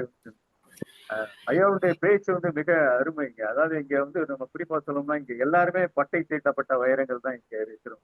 ஏன்னு கேட்டீங்கன்னா எல்லாருமே நீங்க சொன்ன உங்களுடைய பேச்சுல வந்து அப்டேட்டட் அவுடேட்டடா அப்படின்ற இதுல வந்து எல்லாருமே இன்னைக்கு வரைக்கும் அப்டேட்டடா இருக்கிறதுனாலதான் இப்ப நான்லாம் கிட்டத்தட்ட ரிட்டையர்டு பர்சன், 61 வயதும் கூட இன்னைக்கு ஆர்டிபிஷியல் இன்டெலிஜென்ஸ் நிறைய ப்ராஜெக்ட்ஸ் எடுத்து எனக்கு 65.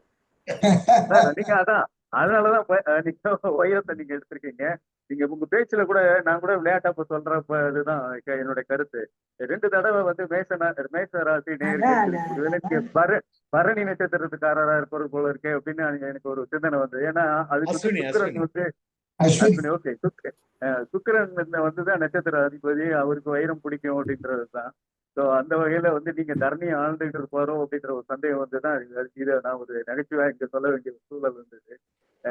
மிக ஒரு அருமையான உரை. இந்த உரையை நாங்க கேட்டும்போது அது மட்டும் இல்ல, இது யூடியூப்ல நிறைய மனிதநேய பண்புகள் சொல்லியிருக்கீங்க. நம்மளுடைய மாணவர்களுக்கு இது போய் சேருங்கிற தகவலையும் நான் சொல்லிக்கிறேன். நன்றி, வணக்கம். வாய்ப்பு கொடுத்த சார் ஒரு ரிக்வெஸ்ட்.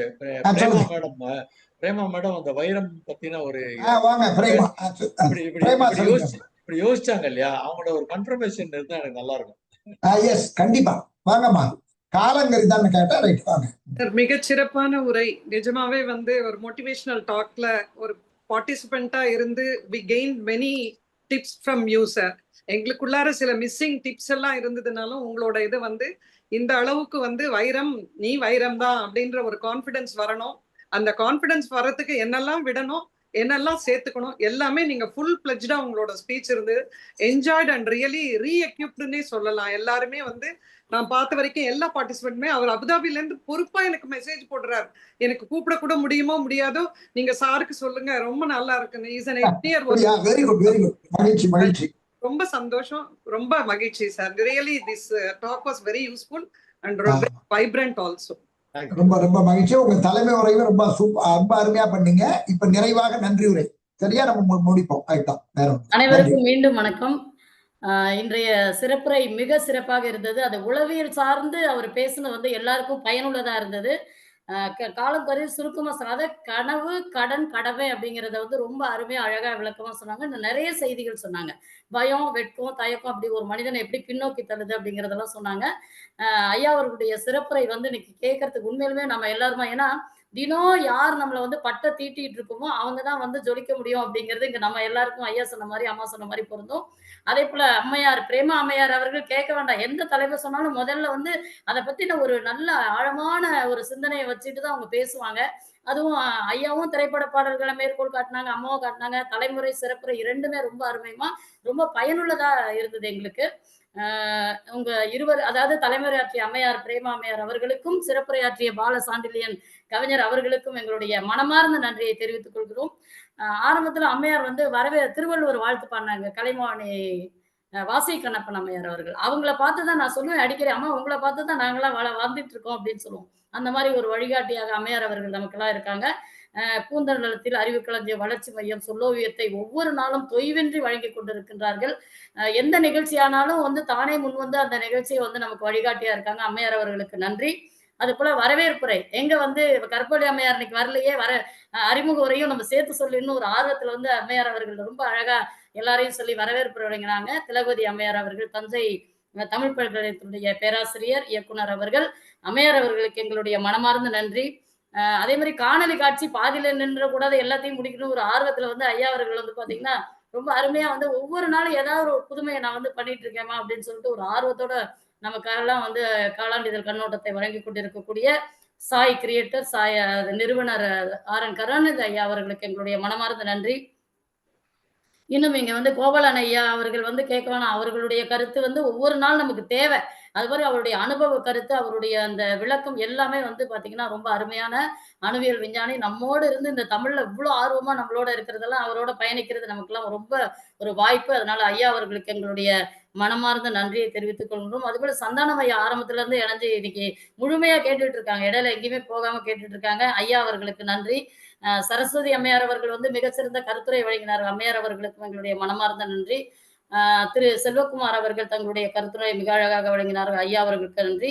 அதே போல மெல்பர்ன்ல இருந்து பாத்தீங்கன்னா சுந்தர் நடேசன் ஐயா அவர்கள் வந்து கருத்துரை வழங்கினார்கள். நான் பிச்சம்மன் அம்மையார் அவர்களை வந்து நேர்ல சந்திக்கும் போது நமக்கெல்லாம் பாத்தீங்கன்னா இவங்கெல்லாம் இவ்வளவு பண்றாங்களே, நம்ம என்ன பண்ணிருக்கோம் அப்படிங்கிறதுதான் இன்னமும் நமக்கு வந்து நினைவு ஊட்டலா இருக்கு. அப்படி இருக்கிறதுனால இன்னைக்கு வந்து வைரம் நீ உனக்கு, அதாவது ஒவ்வொருத்தருமே அவங்கவுங்களுக்கு வைரம், அவ்வளவுதான். அதை என்ன பண்ணணும்னா பட்ட தீட்டிட்டே இருக்கணும். இதுதான் என்னோட சிந்தனை. இன்றைய சிந்தனை 125ல ரொம்ப வைர வரிகள்னால நம்மளெல்லாம் கட்டி போட்டு இந்த நேரத்தை வந்து நமக்கு பயனுள்ள வகையில வந்து ஐயா அவர்கள் வந்து நமக்கு சொன்னாங்க. அவர் வந்து மனிதவள மேம்பாட்டு திறன் பயிற்சியில வந்து ரொம்ப ஆளுமை மிக்கவர். அப்படிப்பட்ட ஒரு ஆளுமை மிக்கவர் வந்து அவர் பாத்தீங்கன்னா வெளியில வந்து இந்த நேரத்தை செலவு பண்ணா அவருக்கு என்ன அது எதுன்னு தெரியும். ஆனா மயிலை திருவள்ளுவர் தமிழ் சங்கத்துல இருக்கக்கூடிய எல்லாரும் பயன்பெற வகையில, அது போல இங்க யூடியூப்ல வலையொலியில எல்லாரும் பார்க்க இருக்கிறாங்க. மாணவர்கள் எல்லாருமே பார்க்க இருக்கிறாங்க. கண்டிப்பா வந்து இங்க இருக்கிறவங்க 16 பேர் அப்படிங்கிறது மட்டும் இல்ல, அது இன்னும் 16,000 பேர் வந்து இங்க பார்க்கறதுக்கான எல்லா ஏற்பாடுகளுமே கலைமாமணி ஐயா அவர்கள் செஞ்சுட்டு இருக்காங்க.